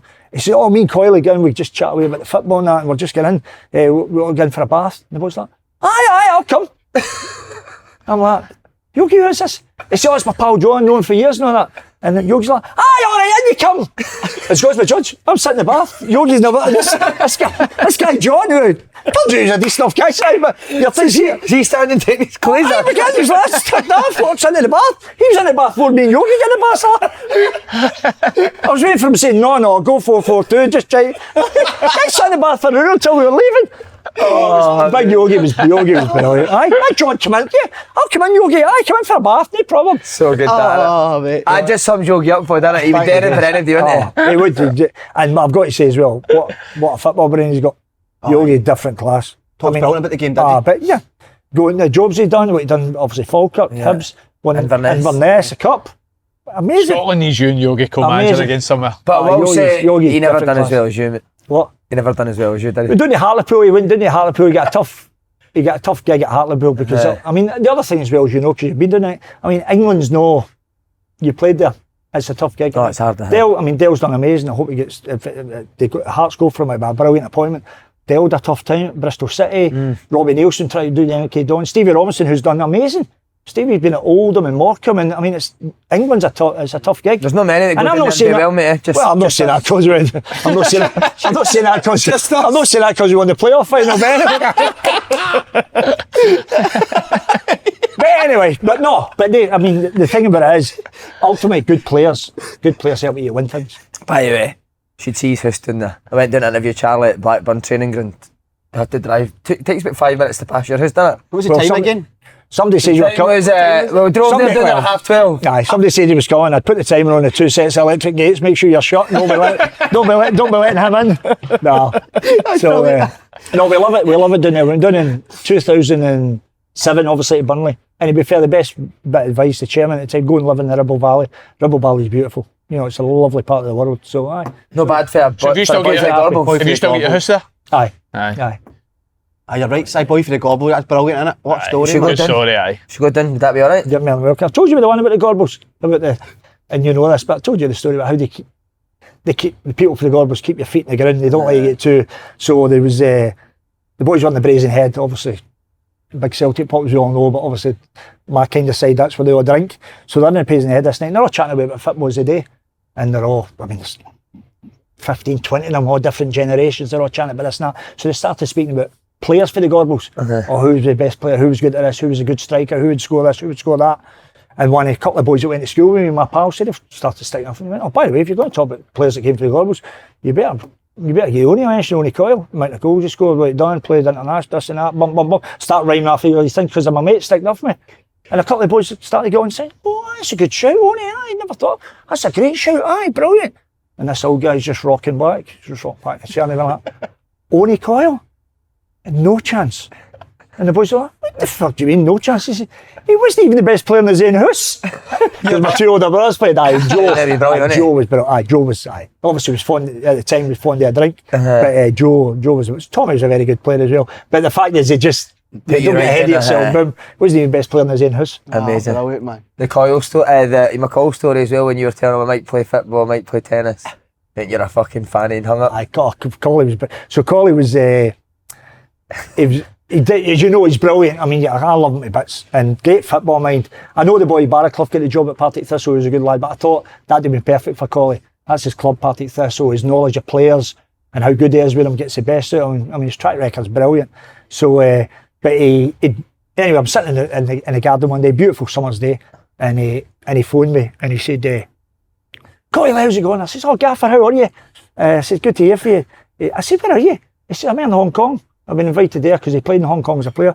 I've been invited over. I says, I'm doing a question answer, then I'm doing another dinner for them. They've been inviting me there a week, 5-star hotel, good fee for doing it. They really looked after me. It's absolutely brilliant. Quite I love it. I said, Gaffer, that is different class. That's amazing. He says, what are you up to today? And knowing him as I do, I says, well, to be honest, it's beautiful here. He says, the weather good. I says, sun's split in the sky. He said, I actually turned around a minute ago and I thought to myself, what am I going to do? Going to get in that swimming pool? And then I thought, no, I'm not a big swimmer. And then I thought, do you know what, I'm going to the games room for a wee game of pool. And I thought, nah, I'm not doing that. I says, then I thought, well, I get in the gym. I said, but you know, I'm not really a gym guy, so I'm not getting in the gym. I says, then I looked there and I thought, do you know what? I might go into my 5-a-side football pitch just with a few hits of the bonnet. And he just went like on the phone, Coyle, you're an absolute fanny. He's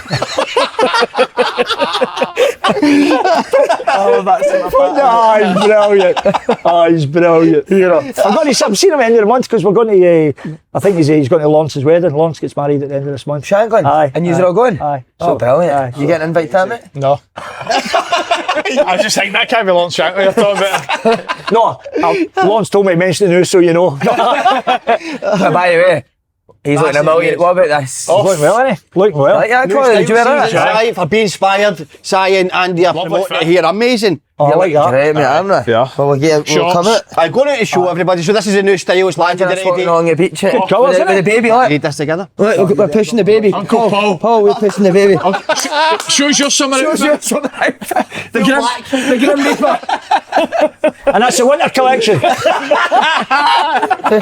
Like me, Coyle, I'm going to need this today, mate. Right, you're going to need that, carry on. So, Don't let him get a No, I've done enough. You read it. That's what I said to him. I've done enough talking. Carry on, Paul. So for everybody, as you've seen there, Andy Sy wearing the new summer styles, amazing. All new styles have landed at Be Inspired HQ and you don't want to miss out. Shop their best-selling twin set as the boys are wearing shorts and tees just in time for the night weather. Shop the latest drop online at beinspiredclothing.com and in-store at Glasgow St Enoch, Glasgow Silverburn, Newcastle Metro Centre and Dundee Overgate. It's a natural, Coyle, the way I'm doing this now, isn't it, mate? You're doing it a lot better now because obviously I watch some of the shows, but you're getting better now. How did you do it at school? Hopeless. But by the way, Coyle, Did you know? I was just asking how you did at school. see talking about Not me, very man, well. the people who Coyle. At school? Oh, aye. Oh, once. Well, it's funny you talking about that when I was. He's got a story for that. So the reason being you said did well at school. So I was Dumbarton, so I was part-time player at Dumbarton, and so anyway, I had to go and do. No, I had to do this job, but I got this job, part-time clerical assistant with the council up in India Street. Up in India Street, it was for bus passes. India Street? India Street up at. That's how the world works, isn't it? Crazy. Anyway.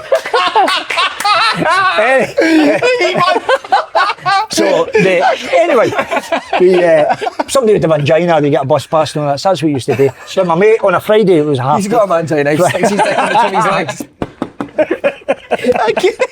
Friday was a half day. Oh, Joe back. Yeah, I don't mind the singing. But so my pal Roger Kennedy used to come meet me on a Friday, and we walked through India Street all the way down, just to where we are now. There was actually used to be a William Hill just round the corner, and we used to throw it in, look at football cups or whatever it was you were allowed to do at that time. But anyway, we walked a mile all the way along St Vincent Street, all the way down there, and I've been in the inside. And just as we turned into Buchanan Street, I don't know why, we just swapped places. I stepped out, he stepped in. He's just stepped in, he's got a big seagull just shitting his head. One step, just changed it one step. And he turned around and like, you're fucking anointed, you. We walked for a mile, Simon. Just change one step. You're Roger Kennedy, right? Honestly, can you make up? Shit, How's that keep in school? No, how is that came for Be Inspired for the Dundee Overgate? Exactly. Well, just for our open goal listeners, Coyle, we're giving you 10% off your first online purchase. Simply use code GOAL at checkout. It's a way of saying thanks for tuning in. The link to score yourself some new gear like this. I've got to say that. Do a description I below. mean, that gear's brilliant. I like that. Nice, I isn't like it? how light it is. Great the fabric. colours are brilliant. Aye, absolutely. You know, it's Stephen Robert His played teaser. with Dundee. Is that who is That's it? his. I did read up on that. I know they've done well. Right, Brilliant. winter version. Good quality. You almost look good anyway. Did you never drank in your career, did you ever? No, I've never had a drink in my life. This is an unlikely friendship, isn't it? Aye. Would you sing a bit? tablet money's going to help. That's why you're not getting birds. Exactly. Can I feed you that? Would you hang about with him outside of the podcast? Aye. Because I think when you hang about with somebody like that, then you're going to win $1 million. Right, Andy, sorry, you're going to say, or had you said? What just said? I can't remember. The vlog. Aye, that was right. I don't know if you've seen it, Coyle. It is outstanding. So obviously, Slaney does his match day vlogs that hopefully you go over I know, to I've seen bits of them. Have you seen the clip of him getting hit with the cup? Coyle, I'm going to show No, you. I'm about to get told about it. I'm lucky.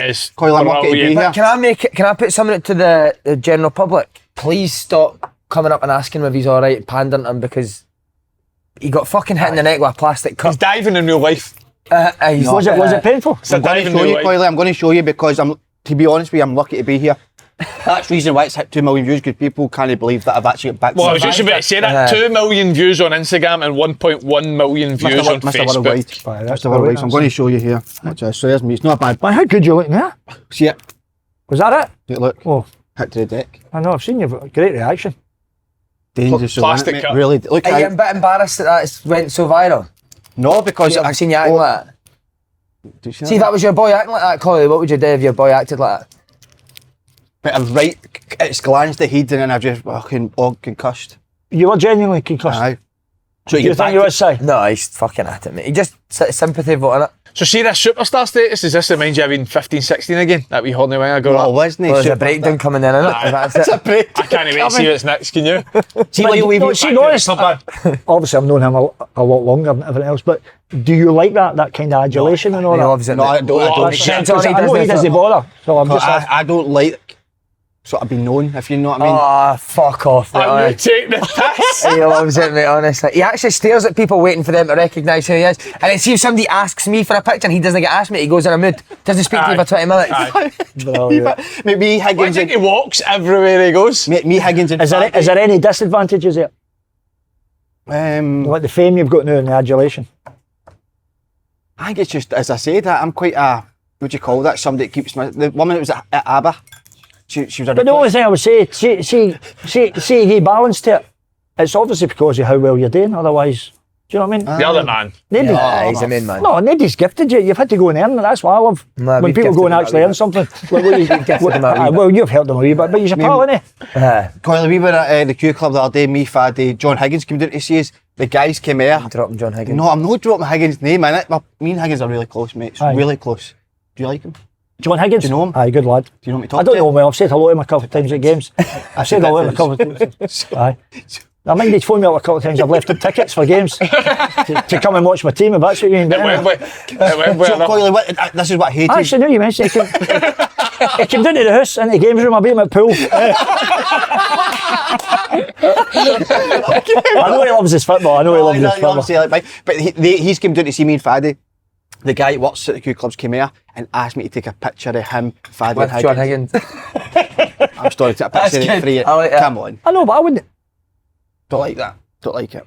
No. How man involved? No, he should have included. He should have added another one where you come in this one. Aye. But he never.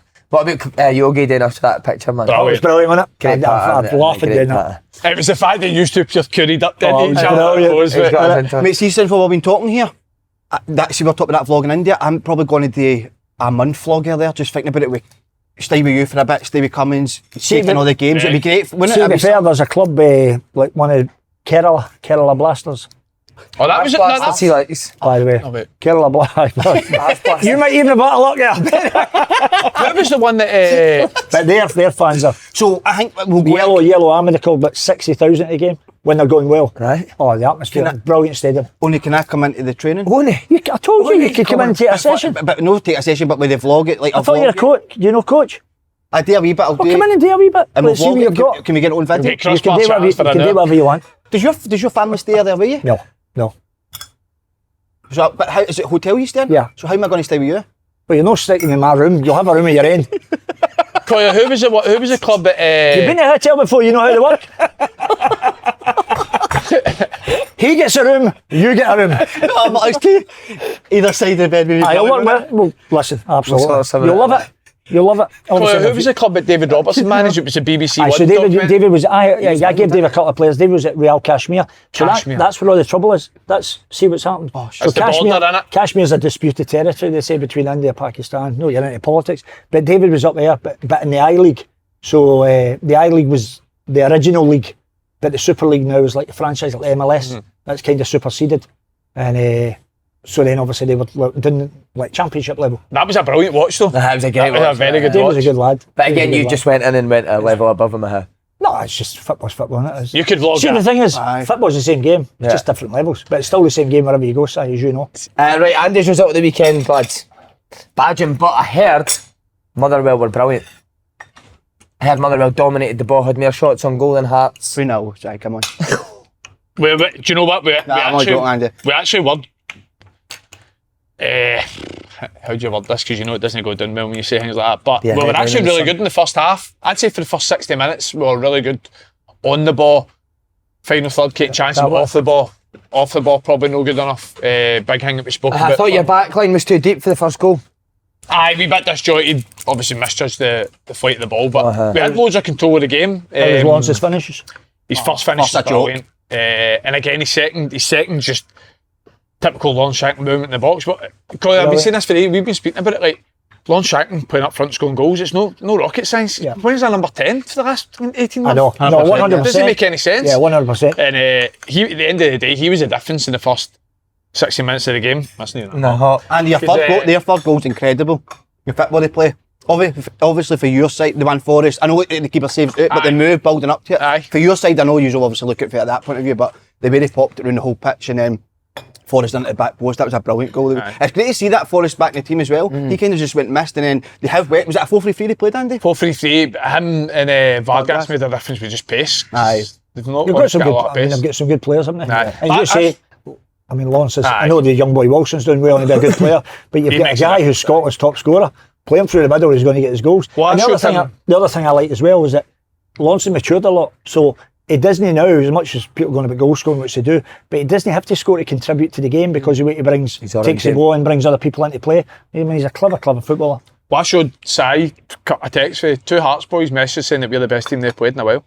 And they beat us 3-0. Aye, that's why they're, I mean? that's why they're messaged. Aye, exactly. No, For I being know, the one, because I'm not saying that. I'm not going to name drop here, but well, I suppose I am. But that's an Arsene Wenger one. So when I went down to Burnley, we were drawn against Arsenal in the FA Cup on the January, the third round or whatever. So we played Arsenal at Turf Moor, and we went down to 10 men. Big Carol played, Big Carol Lafferty played. Anyway, down to 10 men, we cracked the bar, did really well, but they beat us 2-0, and they were brilliant. They were far better than us. But anyway, Arsene Wenger went into the press after the game and said, "I'll tell you what, this Burnley team, they belie," because when I went in, they were bottom half of the championship. This Burnley team belie their championship status. He says the passing, the movement gave us all sorts of problems. We had to work really hard to get a 2-0 win. Fantastic. Great performance from Burnley. I see big things from them. Following October, we played them in the quarter-final of the League Cup at Turf Moor. We beat them 2-0. Big Kev McDonald too. Big Kev. Yeah, Big Kev, what a guy. Love him. Brilliant. What a player. Big Kev scored the 2 goals. Kevin was outstanding that night. And we beat them with merit. Arsenal had a few 1-on-1s. Big Brian Jensen made big saves as you need to in the competition when you're playing against elite clubs. But we won the game 2-0. Anyway, Arsene Wenger's into his press conference after the game. Bear in mind, we played them in January when they pumped us 2-0 and we were a great team. We beat them 2-0 and he goes in and says, "That's the worst team I've played this year." Because we beat them. Because we beat them. And I got on great with Arsene Wenger. I mean, Arsene Wenger was brilliant with me. The players he gave me jack. Well, I mean, I had 4 or 5 boys on loan for Arsenal because of the way we played and he liked, so thereafter that was really good to me. But it's funny how, because you've lost the game, we don't do it. Yeah. Just, See, talking about Shankland, obviously, been playing as a number 10, just trying to fit in the team. Have you ever had a player in your managerial career where you've had to just fit them in somewhere, so you've played them out of position? I think you get, we all have match winners at the top end of the pitch. And because when games are tight, that one guy can do something different. You play your team structure, but you've got a maverick that can do something for you. And when you get a few of them, I mean, I had Robbie Blake, I think Fletch spoke about it. Remember his goal against Man United? Aye, Robbie Blake. What a goal. Yeah. And that night, I played Fletch. I played a front 3, Robbie Blake to the right, but I played Fletch off to the left. And I said to Fletch, I just need to play, because I played that position myself a few times. Yeah. And I liked it because as a striker coming in, but obviously you got a job to do against the ball, which a lot of people don't like doing. So there's times like you want good players in your team and you just try and don't force them into bad, but if you think they can play there naturally, then it works a lot easier. Did they ever ask you to play? Like Different positions. Aye. Well, I originally started when as a kid as a midfielder, and then when obviously I was at Dumbarton, my 2 older brothers were there. I was to sign for Dundee United, but my father said, "You're going to Dumbarton with your 2 older brothers." Sean Fallon, God rest him, who was Jock Stein's assistant when Celtic won the European Cup. Yeah, Sean Fallon was at Dumbarton, and he said, "That's where you're going with your brothers," which was fine. It was the best thing that happened, because I really mean this. I probably wouldn't have had a football career because I was like 5'4" and I was as skinny as a rake until I was like 18 and a half. And when I got to 5'11 and a half, then they put me in the team. But they wouldn't put me in the team before that because they thought it was too wee and too. But Dumbarton, I was allowed to just put. So, but I played all different positions. Slaney. The bottom line is, if a manager asks you to play, you're going to play it to your best of your ability. Although we all think, that's where I'm best. I'm best there. See, the Shankland, how come what's your connection with him? So Lawrence's dad and I grew up together in the Gorbals. Did they? So Lawrence's dad's a Gorbals lad, and Lawrence, we went holiday together in Florida at different times with his mum, Lynn Lawrence. The dad there at every game. I mean, Lynn's fanatical about it. Your man, Lynn, are quite tight, aren't they? Aye, Lynn's brilliant. Lynn loves a She's not bad looking as well, by the way. she? A couple of games, She's still getting with the dad? Is it dad? Lawrence, is he a hard guy, the dad? He's a really good guy, first and foremost. Is he hard? Fight his corner like anybody else. So Nah, we'll stay away from that. Aye, so you've been in trouble there, that's for sure. So where's he get married? I don't want to give too much away in case there's Alright, okay. But anyway, go on. Just on his future. I mean, Rangers aren't they gone all out to get him in and out? Lawrence will score goals for anybody. The important thing is that with strikers, Like we always say this, you've got the ammunition. You get the supply, he'll finish. You get great movement. I think he's becoming better. He's getting more mature. I know people say, well, he's not scored as many goals this year. Sometimes there's different reasons for that. But when you've got a goal scorer, you know he's going to score goals. And the amount of goals he scored are really good. And what I love about him, remember then he get left out of the Scotland squad, then he fought to Celtic to get back in again. So the thing about him, the way he's grown up and what he's had in his football career, a few bumps, he knows how to get up again and pick himself up. Because some people kind of go under when they've not had to deal with adversity. And he picks himself up when he goes again. He's got a great nature. Did you take him at Celtic, Coyle? He'll score goals. As the third choice? Well, not third choice, but competing. He'd always score goals. He's a big Rangers man, isn't he? So I think he'd love to. I've got a feeling he'll stay. I think the one man that could probably keep him would be Derek McInnes, aye. Well, Dale had him and never played him, obviously, when he was younger. Aberdeen, but there was different reasons for that. He was heavier, wasn't he, then? There was different reasons for that. Yeah. You're not staying if surely if Rangers come in for you, though. I mean, if Rangers are going to Rangers come in for Lawrence to go to Rangers. You don't know. Aye. I just feel like they would approach them by now. If Lawrence had a chance to play for Rangers, he'll definitely go. Oh, and so he should, 100%. 100%, aye. Do you think Rangers will come in for him? I hope they do for him, because at the end of the day, I mean, he'll score goals for Rangers. Think he's better than Dessers? Aye. Well, they're different types. I mean, Dessers, I know that people have different opinions on that. I mean, some of the goals I've seen Dessers score, other players will not score them. He does, pulse things out, he flicks it at the end and then does naturally. And then you'll see the ones you think, oh, the gimmies. You know, you think, it's like strikers, and I mean, we've all missed them. I remember I missed my debut for Bolton, and a near post corner flicked on, I'm standing, just peeled off a goal, he went to tap in through my legs, but 10 minutes gone. Can imagine the Bolton fans when I played going like that. And you're doing, who's this? What have we got here? That must have been the one and only time you done that, though. It was alright, I banged a volley in the second half.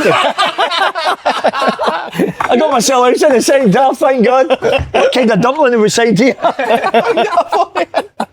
unreal. What do you think? Would Dale be a good fit for Hearts? Aye. It looks like it's going to be him, doesn't it? For sure. Are you surprised it's Dale with the Tony Bloom thing and the analytics, how they went down a different route with Critchley? No, because I think people go overboard with that. The bottom line is, Dale's shown he's a very, very good manager. I mean, obviously when I brought him in as my player coach to St Johnstone, and we'd play a closed door game. Dale would take a game. He helped Tommy Campbell with under 18s on a Sunday.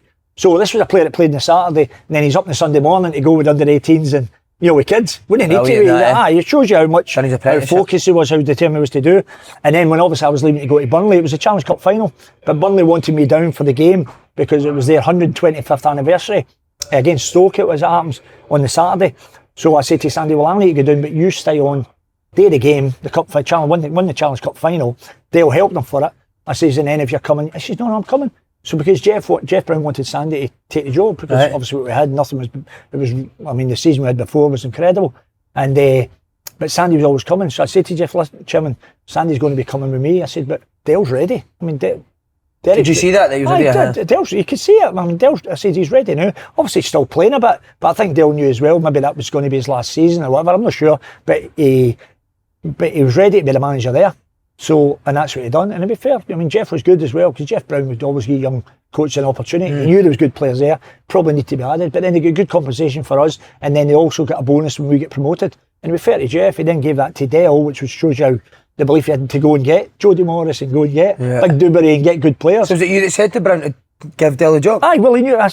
Jeff was wanting Sandy, and I said, Dale's ready now. Sandy will come with me, Chairman. I said, but Dale's ready. He's like, no, again, Jeff, to be fair, Jeff liked Dale Fay, who came in as a player coach. He liked the way he went about it, he liked the way he conducted himself. I mean, Dale was a consummate pro, in terms of, he'd like to laugh away from the pitch and everything else, and on the pitch it trained him. But, he worked hard, he had a great work ethic. And obviously, again, it'd be fair to Bristol City, it's some really good players. It's a tough league. And if they would have backed him a bit more, then who knows what would have happened there. But then came back to have done great. So I think for Hearts, I think it's a great fit. His data and his data will still be good for Scottish football as well, won't it? So surely incredible, what data you're looking at? Somebody knows how to win games. Somebody took a team into Europe year after year after year, went to Kilmarnock, got Kilmarnock promoted, did really well last year. And then even this year, and this is the thing people don't realise, when clubs play in Europe, it takes a toll on the teams. It's start to see, if you're going for a Thursday and then playing a Sunday, and people just look to, how they know doing that? There's millions of reasons why that doesn't happen with football teams. But then what they did show, when they were in a wee sticky bit, they went there, is that 3 or 4 in the bit? 4 out of 5 they won. I think they won 4 out of the last 5. We always said that he'd always thought Kilmarnock would be safe purely on the fact that Dell was there, wasn't it? Aye. He just didn't see them going down I know, under but Dell. they've shown that bit at that stage of the season when you need to get wins to get 4 out of 5. That tells you everything you need to know. Am I looking at this? What about this? If he goes with Danny Armstrong, go on. I don't think so. No, why? He's not really played this season, has he? But he was brilliant last season, didn't No, he? I know, but I wonder why he's not really. No, but maybe is because he thought he was going to. Aye, well, be leaving. I thought I read back in Thingy in January that he was supposed to have already agreed with Hearts. Hearts, yeah. So sometimes that plays into it. You want boys that are committed, and there'd be different reasons. As their head turned, there's loads of different reasons for different things. Any other Kelly players you could see if he does go that would... Well, he'd have done everything to take Bobby Wills before. Swansea. Obviously, the Swansea links have came up with him, innit? But Vassell? potentially. What I will say is I think he's working with a better group of players, isn't he? Yeah. And I think Kelly have got some really, really good players, but I think Hearts' squad's stronger than Kelly's. Hearts are good. He's got a bigger Absolutely. budget. He's got you've got to say, probably a better structure than what Kilmarnock have got. And I think it's been a good relationship with the two. He's been brilliant for Kelly, Kelly's been brilliant for him. So See the thing in Scotland, obviously knowing the clubs, what you're doing, what the budgets and everything else. I mean, Celtic and Rangers, after that, the next 3 teams should be Hearts, Hibs, Aberdeen, Hearts and Hibs, because of the budget-wise. That's why when a Motherwell or St Mirren with Steve Robinson punch above the weight, it's brilliant when you see it. Yeah. But because of the discrepancy in the budgets, because ultimately when you get more money, you're able to go and get better players. So that's what it should be. But, you know, if Hearts get there, I think it's a great sign for them. see your approach to recruitment. Do you ever really look at data or analysis? Aye, Do you like just watch them personally? I think you've got to watch them personally, but that supplements that. You can't just sign a player off data, because data, you've got to see the game. That data, somebody's got, look at him, 98% passing completion. But he just passed it back He's like passed this. to the centre half. That's me. Who showed you my fucking stats? I seen you play. I went and supported him with my eyes. But so I think, it's important that you put the two of them together. And absolutely. But you wouldn't sign somebody purely up off that. Yeah, you give me that, go and sign him. Colin, can I ask you this? Have you ever thought, I'm definitely wanting this boy, as in seen him play, but then when you went and met him, you changed your opinion? I've had a couple of I wouldn't name him, but I've had a couple of times when the reason being, Simon, the first thing they spoke about was money. And I thought, I'm here to speak about football. I want you to tell me about what you want to do as a football player, and that kind of puts me off. Aye, for Who sure. was one that impressed you as soon as you met him, as a person wise? Fletcher. I met Fletcher. Great guy, isn't he? Straight away. And obviously there was huge interest for Celtic at the time and different things. And I just say, listen, what we've got, the boys we've got, you're confident, what I've heard about you and know about you as a boy, and I'll give you the opportunity as a striker, I played there myself, to go and get better. I mean, we signed Fletcher for just over 2.5 million, and then went for 7, then went for 14. So was that straight for Hibs you signed? I signed straight for Hibs, aye. Did you think he would go to Celtic? Well, I knew they were in from, but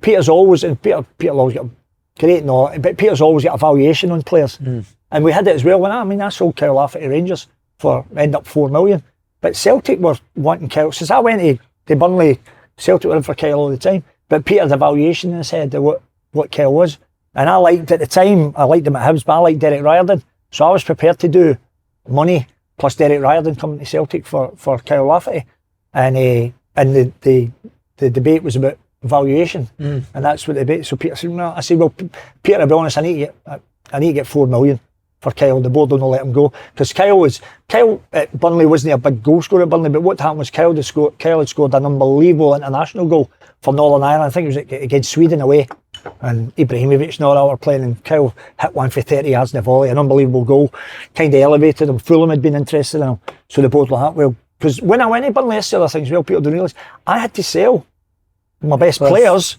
so I get 4 million for Kyle, I get 2 million for Andy Gray, the striker, 6 million, and then I was allowed to spend just under half of it. So I never even got the 6 million to spend. I spent just under half of it, 3 to build the team I did that went to the Premier League, and 3 million went to help with the cash flow. But so anyway, then Rangers come on. I said to the chairman, leave it with me. I'll get you 4 million. So Peter's last one was, I think it was like, I'll give you 2.75 million plus Derek Riordan. I said, well, I value Derek Riordan at $500,000, Peter, so we're new at 3.25. I need to get 4. Like, well, that's what I'm going on. I'll need to come. I said, that's fine, understand that, no problem. And then Rangers come on. I'm not sure it was Campbell Ogilvie, whoever was there at the time. And I said, don't care, Lafferty. I said, well, listen, you're lucky you've got me. I said, I'm just off and phone to Celtic, because I know if you're playing them off with each other, then I'm going to get what I need to get for Burnley, because that's my job, to get the maximum for Burnley, because we've agreed that Kyle can go. Kyle wants to go. Also, Kyle's a big Rangers man, so if there's a choice for Celtic and Rangers, Kyle's wanting to go to Rangers. So anyway, so they come on. I said, just to let you know, Celtic's all over, and they have been. Peter's made me an offer of cash plus Derek McInnes, but it's a wee bit short of what we need. The deal for Kyle needs to be 4 million. Whatever way you do that, if it's 3.5 million guaranteed and 500,000 in add-ons, but add-ons being 200 for appearances. So you're paying for 3 million, you're going to play them, knowing you're winning the Champions League or something that's tangible that you're going to get. And he said, right, I said, and the money needs to be in 2 payments. Because when somebody goes for 10 million, you don't pay the 10 million a winner. Yeah. It's kind of split. So, anyway, they come back. Scores 15 minutes later, Rangers phone back. Okay, we'll give you 3.5 million. 2 million down now, and another 1.5 million in 12 months' time. And 200,000, 100,000 for 20 appearances, another 10 appearances. So if he plays 50 games for Rangers, which he did, you get your 500,000, you get your 4 million. That was the deal done within 15 minutes. Brilliant. Great insight, that, isn't it? Incredible. Amazing. So, what kind of boy was he? Funny? I like Kyle. He was funny. He was a bit because he was young at that time, and he used to change his car every 2 or 3 months. I said, Kyle, what are you doing? I said, because every time you change your car, you're losing money. You're losing money. Yeah. Aye. And anyway, I think after a couple of times they realised, I'll hold on to my car for a wee bit. Yeah. But great boy. Boys loved him. Funny. Good sense of humour, good player. Yeah. I mean, lightning quick, 6'3", could score a goal, right foot, left foot. Actually, he played against me when he was at Hearts, and I thought at that spell at Hearts, I thought he was outstanding. I thought he was brilliant. He played against me one day, and I thought, I knew him as a kid, and I knew he was going to be a really good player. But I thought, my goodness, I thought he improved a lot. I thought he was terrific at Hearts. Right, lads, on to the relegation battle. What a weekend it was. Won it. Kelly get the win. Kelly are safe now, aren't they? Kelly are out to obviously Dundee lose, and they play Ross County Wednesday night. Massive game. I fancy Dundee because they're at home. Ross County's run, I think, is it the last 7 or something? Yeah. Seven. I see Dundee. I fancy Dundee really strong like that. It must be strange for you seeing Tony Dock and Derek McInnes now as experienced managers, where you had them as young guys. Aye, but well, Dock we worked with at Falkirk. I mean, I love Tony Dockett, I mean, really, but the important thing is they're really, really good guys. That's and they love the football, and of course people have different opinions on players and different things and this and that. But you don't like to see when it comes this stage and it's your pals doing fighting for the. Obviously, Simo, who I played with at Motherwell, got a huge win with St Johnstone. I mean, that was an unbelievable win. Incredible. And did he go to Hearts? I think they've got Hearts. They're away to Hearts Wednesday. Dundee at home to Ross County. I mean, but there's so much to play for. But I think Doc, I spoke to Doc last night, I think he'll be pleased the fact he's at home. Simon's in good form. I mean, Simon Murray, so I made him a captain at Queen's Park, as you know, and when we go train in the morning, Andy, I'd say to all explain to the boys, this is what the session is today. Yeah, so we'd do the session. Is anybody in to say? And Simon, aye, me, gaffer. Simon's got one of the kind of faces, pulls a few faces. And I said, aye, on you go, Simon. So he's got the whole first team squad, they're all there, the coaches. See what is it? Last night, gaffer. I said, carry on, Simon. What's up in Dundee? My neighbourhood, gaffer. My neighbourhood. I'm walking by the kebab shop. I said, I'm talking about 5 minutes from my house, 5-minute walk, gaffer. Guy pulls a knife out, goes to attack somebody. He's telling us, I said, you're joking? He said, what happened? He said, what happened? I just flew in there, disarmed him. Back here, citizen's arrest. Oh, no on my watch, pal. It was his local name. I said, you just attacked the guy with a knife? He says, no, gaffer, if I'd have left him, there was going to be damage done. I just went in, disarmed him, took a knife off him, just got him out, police came in, away you go. That's not happening in my neighbourhood, no in my watch. On some point, he's a great guy, isn't he? Brilliant. One of the best. Made him captain, the boys loved him. He would do. Another thing with Simon, when he came to Queen's Park, Simon obviously had a contract he signed because he'd really bad, the bad knee injuries. Yeah. So he'd signed for like the basic, but he'd obviously a bigger appearance to play, to get fit and play. So it's not as if he was playing for huge amounts of money. And obviously he got the deal. And even last summer, I mean, I must have spent half my summer speaking to him to get me signed for Dundee, for Doc. No, to get him to sign. Aye, because there was loads in for him. But Simon's a Dundee boy, he loves the club. But he had bigger financial offers. But I said to him, you'll love it with Doc, you'll love it Dundee, the good boy Stewart Taylor's there, who a pal of mine as well, a really good coach. I said, and then it's your team, that's who you always wanted to play for. He's like, aye. So yeah, eventually Gordon spoke with him, as Gordon Strang, who's there as well, was brilliant for Doc as well. So, I mean, I think Dundee's a really good setup. Ross County, I mean, I really like. I mean, Roy's an outstanding man. And I think Don Cowie's got potentially a very, very good coach. And that's the thing about football. You could go and get the best, coach, look, go and get the best 12 coaches in the world, put them in the Scottish Premier League. Somebody's going to finish bottom. Yeah. Doesn't mean he's a bad coach. No. So Valacari seems like a good coach to me. aye, so I He mean, said it's St as Johnstone. they all are, there's Was he another one that you thought would go into management? Simo went down, did really well at Derby as a player as well. He was a very good player, but he had a steely determination about him. He's shown he's got obviously a certain way that he wants to play. And he's got a good manner. I always liked him as a boy, as a player. And I think he's got a good manner and a good way about him. So the only thing is, ultimately, somebody's going to have to get down and then somebody is going to get into a playoff, which is... I think Ross County will finish bottom. Do you? Think so? But then, I That don't know run if St it- John's Well, I will just get think it for that's... Hearts. How about Hearts playing for now? No, that's true, but that's a huge game. Yeah. I mean, that game. It's incredible, St Johnstone. How many times have they've been written off this season? I know. And just keep going. I would like to see them keep him even if they do So go down. damn it. He's been good, I think. See, you're talking about St John's been written off. The most, if you're going to judge, you're talking about managers and all that, if you're going to judge people by like success, in the last 20 years in Scottish football, out with anybody that's been at Celtic and Rangers, the most successful manager is Callum Davidson. Because Callum won both cups, That's Scottish Cup and a League Cup. He won 2 trophies, which is for St Johnstone. I think Tommy Wright won the Scottish Cup as well. I mean, that's been an See, incredible on that, I story. call it joint when managers do that in Scotland, they should try and get down south as quickly as possible because, like, 2 years later, he's now at a job at Queen's Park. That's what happens. I think ultimately that's... I think if in the right circumstance, the right opportunity, the right timing, then I think that's important that they try and do things. Do you remember getting the call for Burnley? What were you doing well at St Johnstone at the time? When we went into St Johnstone the year before, I think John had been there, John Connolly, and St Johnstone, I went back to play with Sandy Airdrie because Kenny Blackie went to Leicester with Craig Levine. So I'd been up at Dundee United with Colley, but I was on the bench and I wanted to play. I was like 37, 38. So I was taking the reserves on the Monday. I used to play on a Monday afternoon, the reserve games, and we used to play our games at Forfar. And then I said to Colley, I need to play. So I went on loan to play, but still took the reserves on the Monday. And then Blackie left to go to Leicester, and Sandy says, I'm on my own here, can you give me a hand?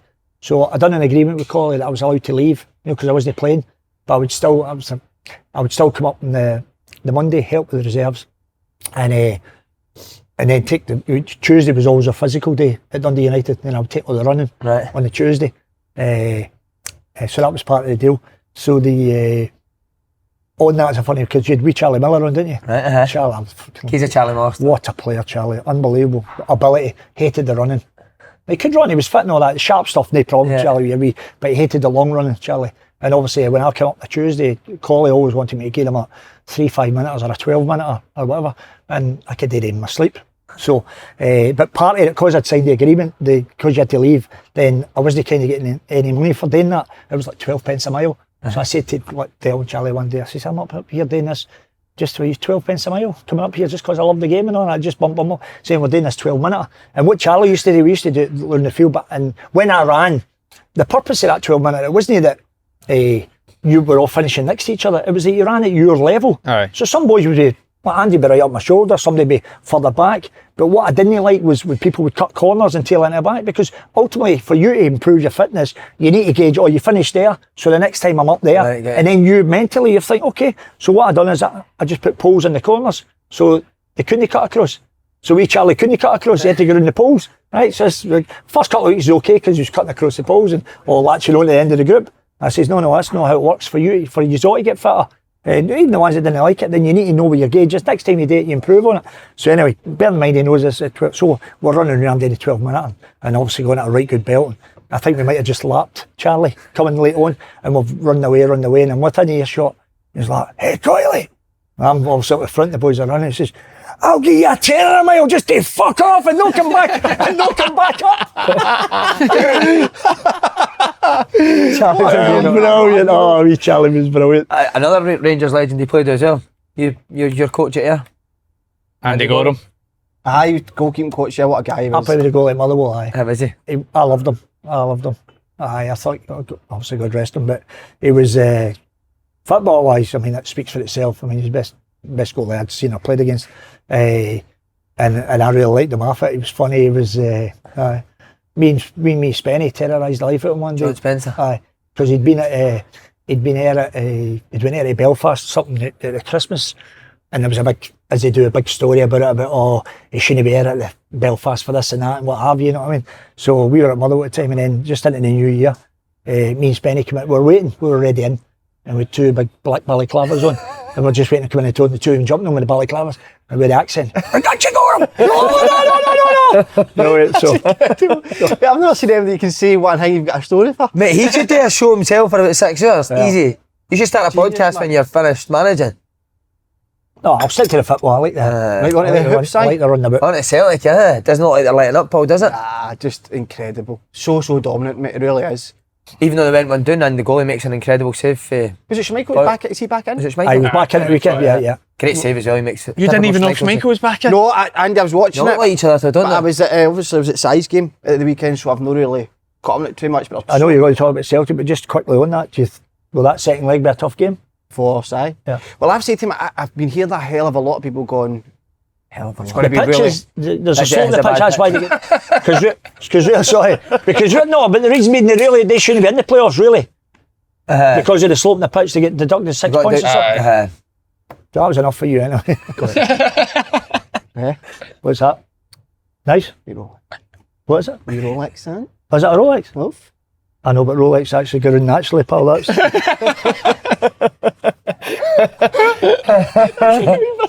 No, but on that, on the second leg, you usually go there and go to win that game. A lot of people are saying, oh, you need a good lead to take into that, means if you're going to get beat. Who says you're going to get beat? Do you know what I mean? But It's not not done yet. Of course it's going to be tough. Of course it's going to be a tough They're a game. good team, so it'll be a tough game. Just, when James, you going to score? Aye, he'll score. I think he's going to do it in midweek against Aberdeen. I think that's He'll going to start be the time. as He'll well. start, aye, because I think Rodgers did say that he played his sort of strongest team there at the weekend. He's going to give him some players a rest midweek. So I imagine James will come in. And Can I get all your Celtic strongest 11 for the final? What would be your Celtic strongest 11? Well, Jota's injured now, isn't he? So Yeah.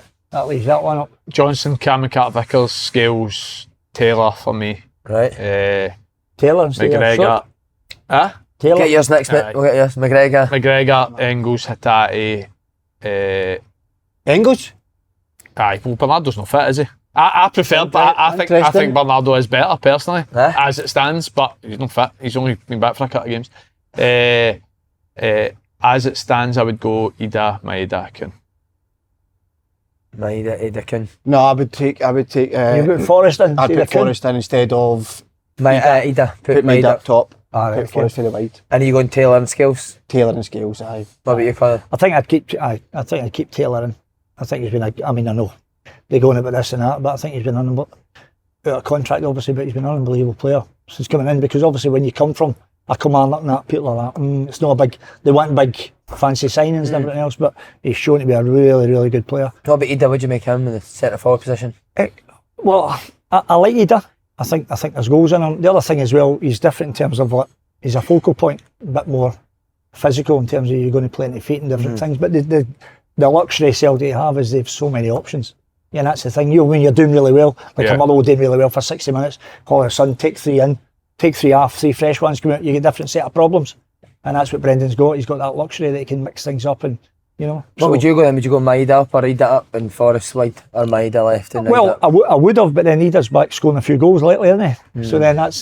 He does score, doesn't he, Ida? Aye, and the thing is, Brendan's with him every day in training, so he knows exactly who's at their self and who's the right ones to go about. And his dad bought a tattoo new red gum shields, yeah? You see my dad wears gum Should I go to the games? His dad wears gum shields to the games. He does go, but no, the new. What did you think of Hatate's performance again? Amazing, but Engels as well. Just Engels. mate, he was brilliant. I watched the highlights. He literally never done any on any of the highlights. Where do you stand on Engels? Because just before you jump in, because you've been a bit outstanding, but just I'm going to say a wee bit. I'm not going to jump in, I'm going to let you speak. Are you though? But Engels, for his numbers for a 21-year-old to come here, Corners, free kicks, penalties. but he's praised Tavernier for years with that assist and goals. Yeah, A but lot his of weren't it penalties. just- Well, His weren't it do just you not think he does it? Engels does it apart for that? I need to see more from him. He's I want to see overreacting more to what we've from him, said. Coyle. Aye. I can't say because I'm not. Obviously, I'm over there, so I only see bits and pieces, highlights. But if you're actually going to the games, and there's the other thing as well, and you know this as well for the position you're in.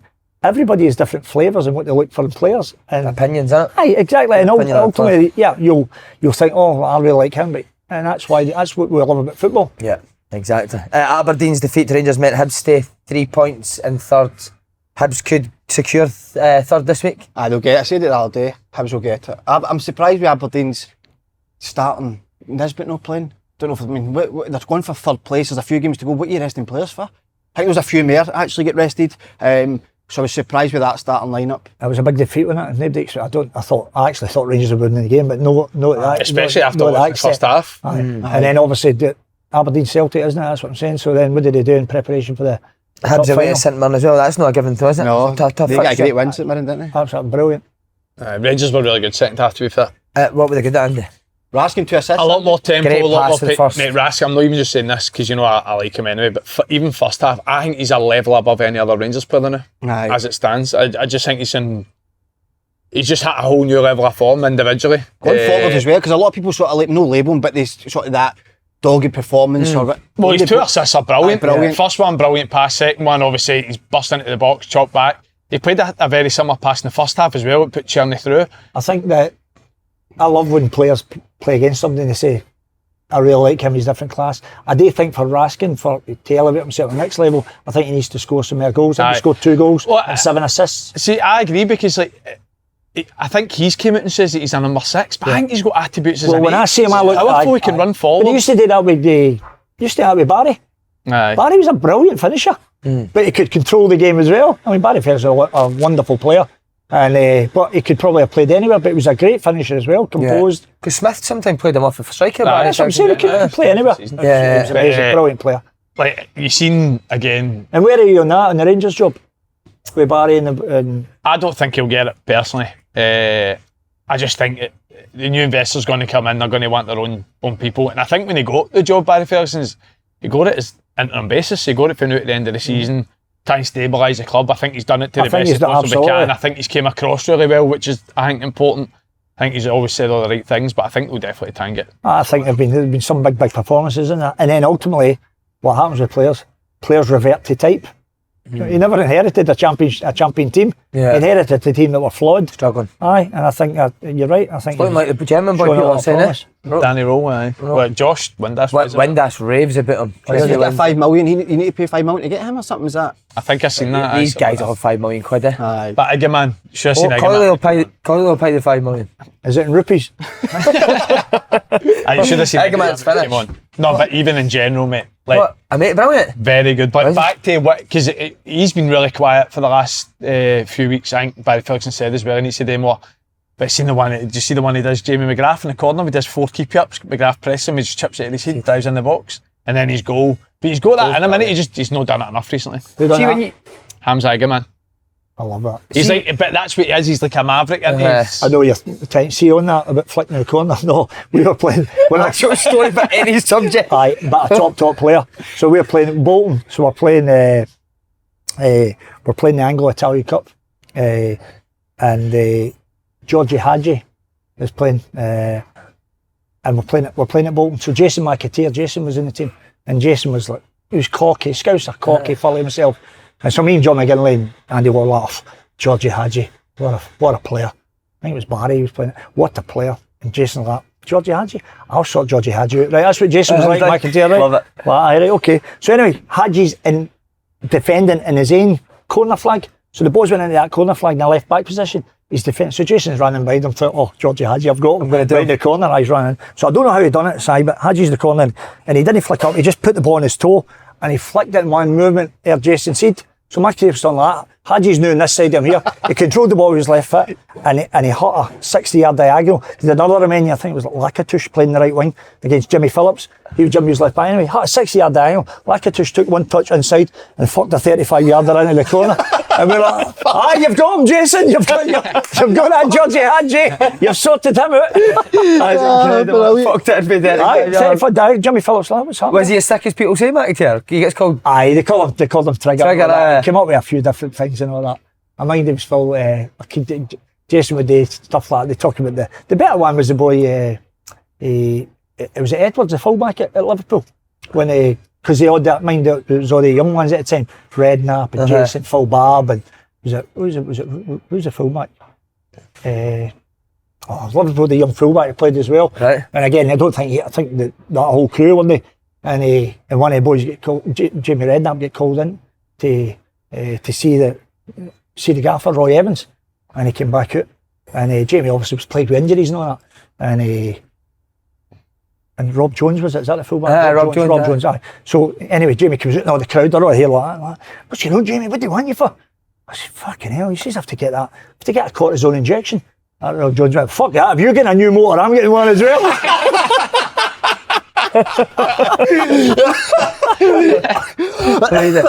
I just need to ask you, I know I've asked you about the Celtic job before, but see now you're a wee bit older, do you ever look back and go, wish I'd taken it? Listen, I'm a Celtic man through and through, and if somebody said, I mean, I was quite close as a player a couple of times to have played, and that would have been your boyhood dream. Who was the manager as a player? Well, the first one was Davy Hay. When I broke through at Dumbarton, I went with Celtic under 20s to Switzerland. We played in Geneva and Zurich. Derek White was the captain. Right. That was, sorry, went back to early, but when I went on a tangent, I don't know how, but anyway, that's as close as I ever came to drinking that time when I went to Switzerland, because I went to Dumbarton under 20 tournament, and Whitey, Bobby Lennox was in charge. He says, take the boys out. So went out and Whitey ordered like 16 half pints of lager. And I'm sitting there and I think to myself, half pint of lager, no do you any harm, I've never had a drink. And then I thought, I don't drink, just be yourself. So I said to Whitey, no, I don't drink, just give me a Coke. And he said, no, Coyle, we're all having a half pint of lager. I said, I don't think you heard me, I'll have a Coke. Good for you, I was man. like, right, okay. So then somebody else, I'll have a Coke as well. But they're all, because your peers, you're only, 18 at the time, maybe too scared to speak up. Come for the gorbals, you always just said what you thought. So anyway, a couple of Cokes and that was fine with it, but that's probably as closest. Right, even as I say, when we've done well and things are flying about, I'll just take a soft drink or whatever it is. I am brew preferably, but if it's whatever it is, a Coke itself. So that's as close as I came to it. I know, but we're talking about joining Celtic. You know how close you came to drink? I know, but that's what happened. That was the earlier story. We were talking about that earlier when you said, have you never had a drink? About champagne. So this is when you're going to go to Celtic to so then I played in that tournament, and I played midfield, actually left midfield, finished top scorer, and so they were, at that time, they were looking to sign me. It never happened anyway, and then I continued playing Dumbarton. And then was at Dundee United, Tommy Burns. Well, Tommy came down, he tried to sign me for, when he was commandant manager when I was Bolton, but then obviously remembered. And but it would have been as a squad player at Celtic at the time, which is fine, because at the end of the day, for me, Celtic striker should be of a Henrik Larsson, a Chris Sutton, top Frank McAvenny, top players. I mean, that's the level should. And I mean, I was a good goal scorer, I could score, and if you're asked to go on a sub, I'm pretty sure I was. But in my heart of hearts, you should never been like I think what a Celtic striker should be. Should be a top player. So I came close a couple of times, but the manager thing, so I just got Burnley promoted. We were happy. I mean, the place we lived was still where we live. Loved the area and everything else. I was in the best league in the world, the Premier League. It doesn't get any better. The Barclays Premier League. So you used to say that, didn't you? Did you get someone free for saying that? No. So what happened was they were. Remember that the Barclays Premier League? They were in conjunction with the LMA, so the League Managers Association. So the manager said that the mayor thing made the league managers ago. So it was for the LMA, as you do, like being a team player. So I think myself, no name drop, but I think it was myself and Roberto Mancini that said it the most. So just do you remember the day you first hear you Celtic won you? What did that feel like? Say it again. Who tells you that Celtic are wanting you? You know, I know. You know, because of the conversation you have during the year that I think Gordon was the manager. If Gordon was going to resign or going to leave, then you get wind of it. And believe it or not, I think I told you and I went over this before, but we won that game at Wembley, and then when I went in to do the press, the questions were about, because Gordon's trying to resign at half time. I thought, oh, you're the favourite and all that. Half time of your game, you resigned? Half time on that day, and then by the time the game finished, so I never really got to enjoy that occasion as much as I should have. Yeah. And the other thing as well, Big Stevie Caldwell was my captain. There was 6 Glasgow Celtic players at our party. And they're coming up, because Gary Caldwell was doing, Paul Hartley was doing, there was 6 of them, Big Lubins was doing, and they're all coming up going, all right, Gaffer. And then Greza coming like, what's this Gaffer pal? You promised me another year. I said, Greza, you've got your ear, don't you worry. But the Celtic, so anyway. I never knew that. Aye. So 6 Celtic boys were at the final, because obviously Gary Caldwell's brother was playing, Big Steve was my captain. I know, we spoke about Frank McAvenny. Class, well, obviously you know Frank really well, but so I was at Airdrie as player coach for Colley, right? And we were scheduled we were playing Rangers in the League Cup on I think it was the Tuesday or the Wednesday. I want to say it was Shota Arveladze's debut. They ended up beating us 2-0. I think he scored 2 that night. But on the Sunday was the Masters. Remember the over 35s? Yeah. The Masters was in Belfast in the Odyssey, and I was playing for Ireland. Macca was there playing for Scotland and Ireland, Wales. Anyway, so Macca's in. I got brilliant with Macca because we get way back. So one of Macca's pals, boy Brian Gallagher, who played at St Mirren Kilmarnock, and he played Dumbarton with my two older brothers. So I knew Macca before, like football and all the way through with Gal. Anyway, so I going really well. So he's come up at the end of it, finished. He's like, Coyle. I says, I'm like, I've got a perfect night out organised here. I says, what? He says, aye, that top club, Angels or something in Belfast, they've got the VIP lounge, free champagne. For all, I know you don't drink, but free champagne, everything's there, Coyle. It's going to be brilliant, wall to wall. What a night it'll be. I said, Mac, I can't go. I'm playing against Rangers on Tuesday or Wednesday in the game. I've got the first flight back now at 9 o'clock. Coyle, I've checked for you. There's a flight at 6:30 in the morning out of Belfast. You can get a 6:30 flight. You'll be in time for your training at Airdrie, and then we'll have a brilliant night out. I says, Macca, it sounds brilliant. I'll tell you what I'll do, Macca. Just let me phone my missus. I'll phone Kerry and I'll say, Kerry, I'm not coming home tonight. I'm staying in Belfast with Frank McAvenny. We're going to VIP club, free champagne, wall to wall. And Macca went like, aye, just leave it. Brilliant. He's some boy. Brilliant. Did the move not happen? Did you decide to not go to Celtic? I said no. Did you? To stay in the Premier League? Well, and the family was settled in there. Right. And my youngest, she's brilliant now, but she had a form of dyslexia. Right. So we just got her a tutor, and she was doing really well with it. Then there was loads of different wee things, but I can't. What were your brothers in that saying to you? Take it. Well, we're all Celtic people. I mean, I've got 5 brothers and 3 sisters, as you know. Big family. Wow. So, but, I mean, I can't say that I never shed tears about making the decision. You know what I mean? It was, of course it was. I mean, that's your team. Celtic's your team, but anyway, it's football, isn't it? We're where we are. If we take different turns, you don't know what happens. I mean, Big Tony came in, Big Mulgrew came in, who I think's a really good manager, and within 6 months, that night he lost at St Mirren, and then that was his last game. And I think Lenny then came in after Mulgrew. That's when I signed. I would have been your player. That was one of the other fucking reasons. I need to say it now, sorry. They told me they were thinking about signing you. There's a deal done for a boy and mother. Fucking magic. Fucking brilliant. You went straight in as #1 podcast guest this season. For the time. You played Fletcher head tennis. So see the one, so Fletch tells a story, which is, but there's also, as much as it's funny, which is, there was a reason for it as well. So Fletch came down, I'm desperate to sign Fletch. And when you're signing players, when I get a player in the building, they ain't leaving, Simon, till I get them signed. Right. You leave the building, you're not coming back. I mean, Roy Keane tells a story, I think it was Matty Taylor he was trying to sign. And he said, let me think about it, left the building, Matty left 5 minutes for them. Right, so, but as a manager, you let him leave the building, he ain't signing, he's going somewhere else. Right. So I got Fletch down and his agent, a good lad. So, so he had to obviously speak about everything else. And I said to him, so everything was then agreed. And he said, I'll take Fletch we'll go for a bit of lunch. And I says, no, you just stay in the office, sort that paperwork. I'll wait after Fletch, get you a bit of lunch. And obviously he's going to get bored. I says, you want to go in the track? We'll get a wee head tennis or something. He's like, I want record sign.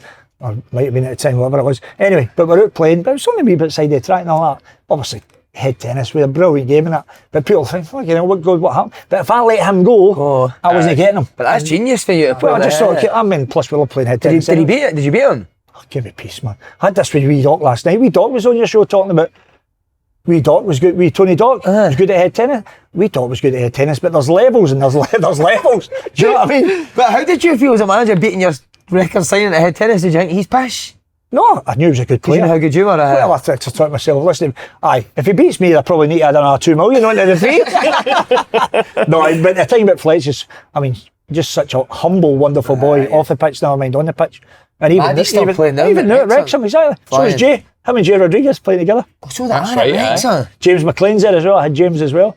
I signed James at Wigan. Did you, right? I got James. They came second, didn't they? Second to Birmingham, that's him promoted Wrexham. Yeah. Well, Wickham lost the last couple of games and Wrexham leapfrogged in. Big names he's managed as well. You're right with that though, like that Heady tennis, that's brilliant management, isn't it, to get a player in. Do you know what I mean? Well, I just wasn't leaving the building, you know, whether it was Heady tennis or whatever as you do. I mean, you'll find always, because if they leave, there's a good chance they ain't signing for you and then you've lost what you think could be a difference maker, because Fletch was brilliant for us. Well, you mentioned Sandy. You mentioned that you had Jack Wilshere, you also had David Raya at Blackburn. Did you know he'd be David Raya, you could see, so David Raya, the challenge David Raya had was that he's no 6'3", but his shot stopping, but also Jason Steele. who's still at Brighton. I played with him at Middlesbrough. Staley, right? So, but latterly, just before I left, David played a few games. He was always going to be. I mean, his feet were incredible. His shot stop he was always going to.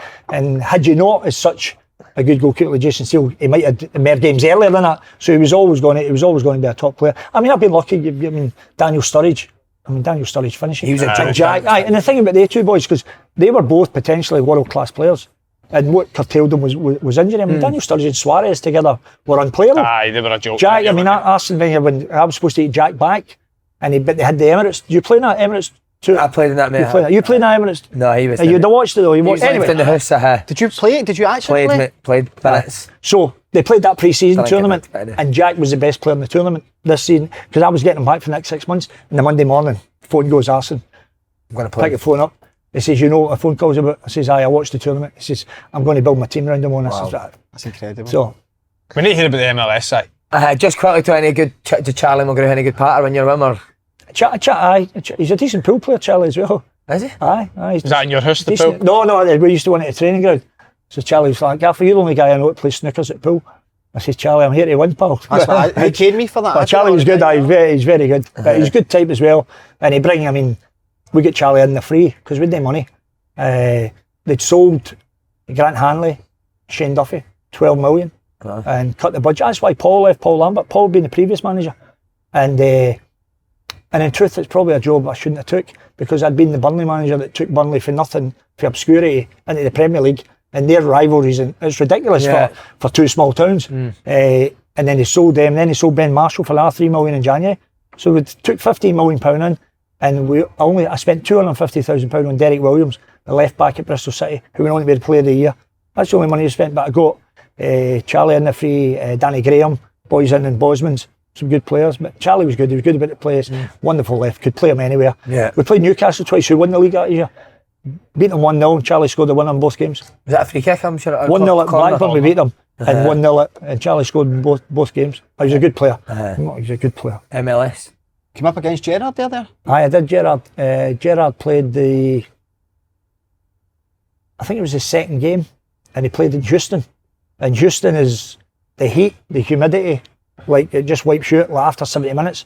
So anyway, we won that game, we beat the Galaxy, it was 3 or 4-0, but Stevie Gerrard was coming off. And he's just coming off, he's like, Owen, he says, please tell me it's not like that every week. He's talking about the MLS. I said, well, it fucking is in Houston. I said, but then again, he settled down. I mean, what a fucking player he was. I mean, he could and David Villa. David Villa, what a player. I mean, we played it, so the wee boy, tell you he was an unbelievable player. Wee boy played at Toronto at the time. Giovinco. Oh, he was sensational. How did you find it over there in the MLS? Lifestyle, the football. Wherever you go, football's football. You love the game, you love the training, you love the games and that. But the lifestyle, I would say to anybody if they had a chance to go and play in America and your family for the lifestyle and all that. He's wanting you to go to America now as well. You should try that. The only thing I would say is, I mean, they looked after me, a beautiful big car. So we went to training one morning. So we're in Texas, which they call the lawless state. Yeah. Right? So anyway, we're driving on the big freeway and we're going to cut off to go into the training ground. Just as we're doing that, this car comes flying by, cuts across the nose he is, and goes down into the turnover to the lights were off. So we come down, so we're parallel with him, and it's on Sandy's side. Sandy's shouting and bawling, hey, you fucking road rage, you idiot, this and that. But the guy just went, look, big gun up at Sandy's side. So I thought, sorry, pal, Daddy. They harm me here, yo. Scotland, they harm me, we got bad temper and all that. I guy just went like, he's shouting, you fucking this. I just went like with his gun up at the side. Everybody, there's a baker's, a gun shop. Wow. A tailor's, a gun shop. Gun shop.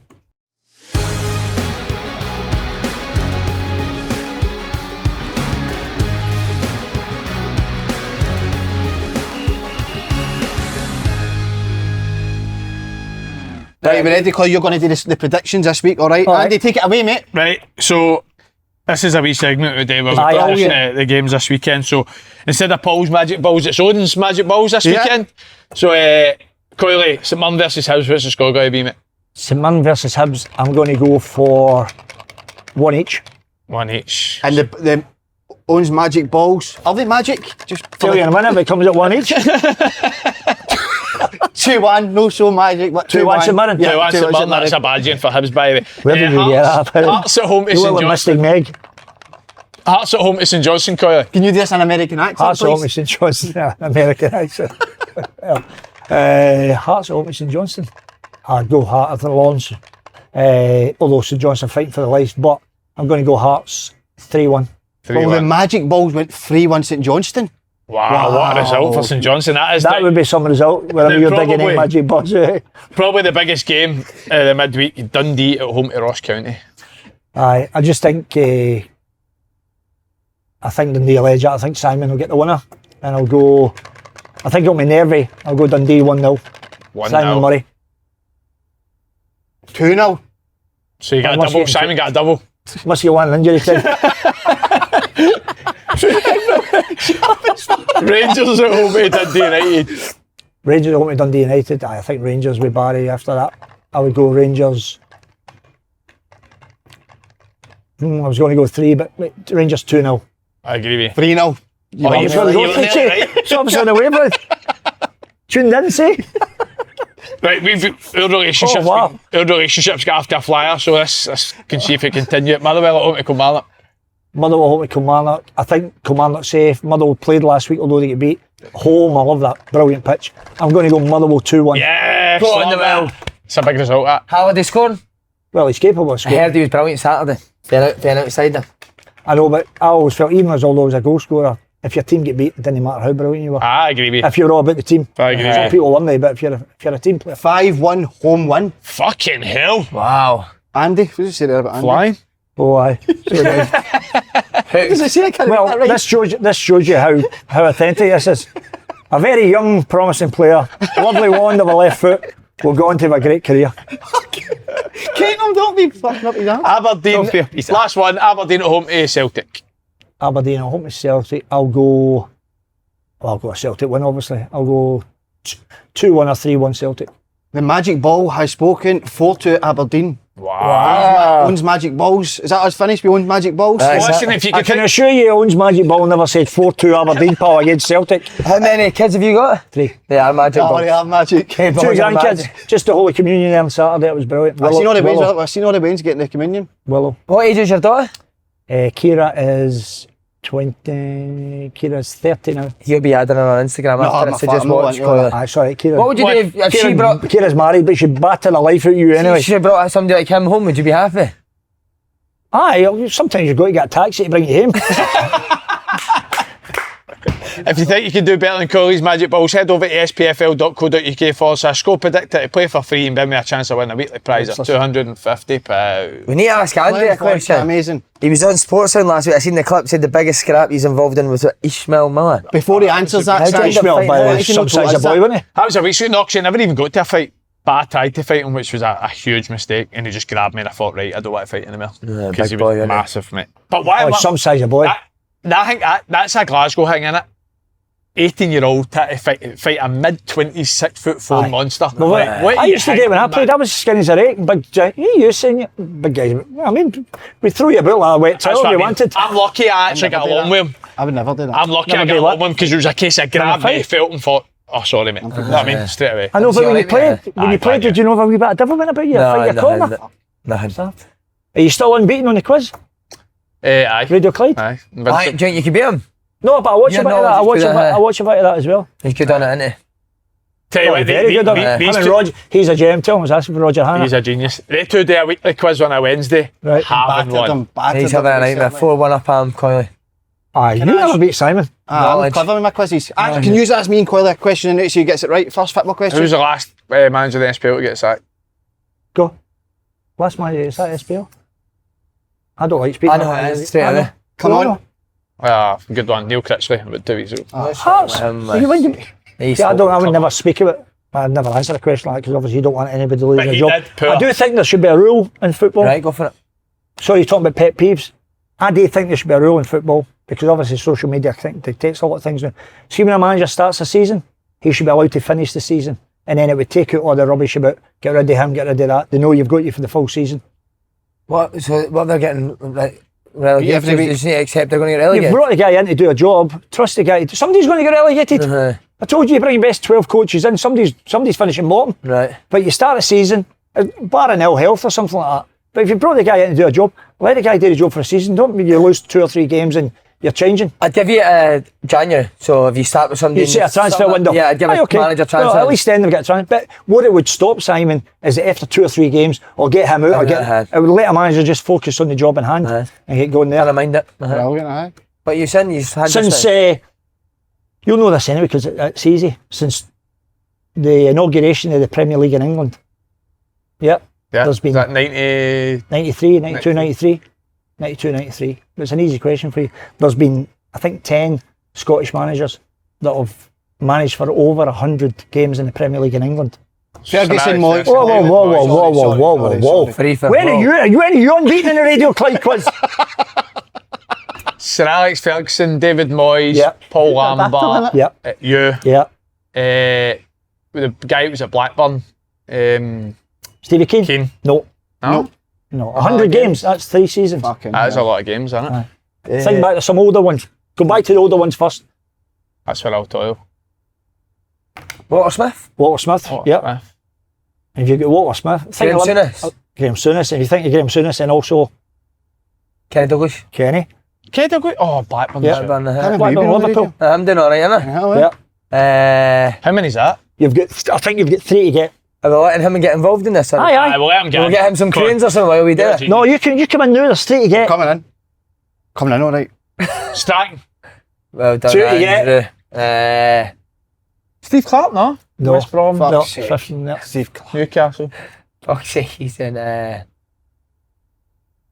a tough one. Oh, one's the back to where you're at the very inauguration. Managed Arsenal. George Graham, Arsenal and Leeds. And the other one to get is an easy one. Is it? Aye. That tells me it's recent. I played for him, I spoke about him. Managed Rangers, managed Scotland. Oh. Big Ali. He got the winner. My hands are sweaty. Big Ali McLeish. Are they sweaty hands? I wouldn't even have said that. But that's because I wouldn't have thought that. 100 games in the Premier League. Villa and Birmingham at him. What's the biggest scrap you've seen as a manager with 2 players, and do you let it happen or do you stop it? Would I stop it? Aye, you need to step in. You like a positive atmosphere? But at the end of the day, I mean, things kick off in training all the time. I mean, the one I told you was when I played at Motherwell. Harry Campman was our manager. Finnish boy came in, Harry Campman, and with a Namibian boy, Elvis Shavuti. Right. A really good player, early wide and the right, lightning quick. Anyway, we were training, and Tommy Coyle was a big Brian Martin, and it goes back to actually what you said there about, you know, when you're a weird guy arguing with a bigger guy. So I was always quite argumentative anyway, you know, possession stuff and everything. So anyway, the boys went out, and I've said boys out, and big Brian Martin went like that. The boys no went out. You be daft there, you probably swore something else. So and I'm like, shut up, you big nugget. He's like, I'll rip your head off, Coyle. I says, I so you will. So Tommy Coyle is my pal, and Tom's coming in like, hey Buff, that was big Brian Martin's mate. Buff, shut up, you big donut. Coyle's told you, and that's it. He's what? So he's went from, instead of me, I've started it. He's punched Tommy. Tommy Coyle could look after it as well. Tommy's let it. I'm so turning my scrum about, and I'm standing there like, oh, fuck, I've started it. So anyway, we've got in, managed to split them up. We had Harry Campman as the manager, didn't know what to do. So anyway, we managed to split them up, and it's all calmed down. And then the reason I mentioned the boy Ellis Shavuti, Harry Campman says, Ellie starts with ball, give Ellie the ball, so Ellie's get the ball. Ellie's rode a, so we blew the whistle, rode a wee short ball to Tommy Coyle. Big my hands coming ahead, but cemented Tommy Coyle up through there. Ball kicked off again. Oh my God, must have luck. We Harry Campman was like, oh, training over. Training. That was end of training. But Harry Campman was class. You mentioned about Stevie Woods, because Harry Campman wanted you to play on the counter attack quickly, forward quickly, but he couldn't say his F's and Q's. So he used to say, Warward Wickley. You know, you forward quickly, aye. Warward Wickley. So he used to shout. So anyway, so Stevie Woods was a goalkeeper. So anyway, Harry Campman signed this Finnish goalkeeper, Mikko Cavan. So the boy came in this first day, really nice boy, Mikko Cavan, but he came in, he was a goalkeeper, son. Came in with a pair of glasses on. And we were like, oh, that's it. Right, we were like, what? So anyway, so first game, he plays Mikko Cavan in goals. And Stevie Woods gadget, Stevie's came like, he says, Coyle, what's going on? I said, I'll tell you what's going on. You get in there now to see him. You get in, chat that door and get to ask him what's going on. He says, and Stevie was quite quiet. I said, get fucking in there and fight your corner. He's like, right, okay. So Stevie was shut the door and I come in. Come in. And Stevie was come in and he says, hey, Gaffer, I need to speak to you. Okay. What is it? He says, well, I want to know what's going on, Gaffer. I've fought for years with big Scott Howie. I've fought for years to become the number one. I eventually established myself as a number one goalkeeper. And then all of a sudden you bring Miko Cabin and he plays. What's the situation you're at? He said, Stephen, I assure you, you're my worst choice goalkeeper. try to say first choice. You're my worst. Stephen was like, aye, okay, enough said. Okay, brilliant. Amazing. What about you end it as well with the last question? Your experience working on the movie A Shot of Glory. Oh, that was brilliant. I mean, obviously the people that were in it, and it's obviously because you look and you think, oh, Robert Duvall, man. Robert Duvall, Michael Keaton, Cole Hauser at Yellowstone. Right. You watch Yellowstone? Right. So Cole Hauser was in it. What one's Cole Hauser? Who does Cole Hauser play in Plays Yellowstone? Rip. Oh, right. Rip's man. He's one of my favourite characters. He's brilliant. So Cole Hauser, he was a young goalkeeper that was going to replace John Martin. Right. Because Big John Martin was a goalkeeper. And you know, Big Jock had a bad stammer. Right. No, he did. Big Jock did have, but no, when he was singing, it was, I know there's something you can say and you can't say, but anyway, he was going to get injured and Cole Hauser was going to become the goalkeeper, Kelsey. That was his character. But he'd never played soccer in his life. Right, but anyway, so it was going to happen at Kilmarnock. We were filming at Kilmarnock. There was a corner coming in. John Martin was going to come and punch, collide with somebody, get injured, and then Rip for Yellowstone, Cole Hauser would come in and be the goalkeeper. So they go to take the corner. And the thing is, as much as we were on it, the old Airdrie team, like we were Kilnockie, Coisty was brilliant. And but so what they wanted footballers doing the actual authentic football moves and a wee bit of acting. There wasn't much. And there wasn't many lines, but any time we got a chance to celebrate a goal, everybody was tapping each other, try to get the camera shot and all that, right? So anyway, so Kilmarnock, they're about to take the corner's coming out to take the set play. And I've come run back in, I'm stood on the near post. And Sandy was in it as well. Sandy's like, what are you doing? I says, I'm on the near post. He says, you'd never back for corners in your life. So I just got a picture. I said, I'm fucking back a day. That's when all the action was happening. How nervous should you be taking the corner, by the way? And this probably sums Coisty up. We're doing filming down at Queen of South. Collie actually played in the other team. Right, we're filming down at Queen of South. And the director was a guy called Michael Carenti. And he said, right, boys, this is what I need you to do. Jimmy Boyle was a fullback. Peter Harrison played Silky. He said, Jimmy, I need you to play a 1-2 with Silky. Play the 1-2. You go to the byline. Boyle, you cross the ball into the penalty spot. Ali, I was in the box with Coisty, me and Big Smudger, Big Andy Smith.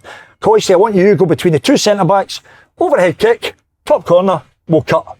So we're all like, that's never going to fucking happen, right? 2-1-2. The 1-2s will be all right, the cross will be all right, in between two big centre-backs. Anyway, play the 1-2, Silky, Peter Hairston with Boyle. The boy goes to the line, clips it up. Coisty, to be fair, goes up. Fucking salmon, overhead kick, fucking top corner. You couldn't believe it, right? No, normally we were jumping on to get in the celebration. This was genuine. I don't believe that's happened. So I've all fucking tap the Coisty. It was incredible. So we're on, and he shouts, cut! Nobody goes, cut. Now Michael Carenti says to the guy by the goal, the cameraman, did you get that? The guy's new, he's a football guy. He says, yes, I did, but could we do it again? It would never happen in a million years. It was unbelievable. Coisty first take. It was genuine. Oh, what a finish it was. Derek but that was funny. Derek was there as well. And then, just because you mentioned Robert Duvall, so we were filming in Crail, up in Fife, and Robert Duvall says, listen boys, because what he used to do, he used to come for lunch with us, Andy. He loved the banter, he loved being in amongst football. All he loved the football stories and that. So, and he said, listen boys, tonight I'm going to take you all out to St Andrews Old Course Hotel. Everything's on me, the meal, the lot, everything's on me. He said, so make sure you're all there. So anyway, we're going to this.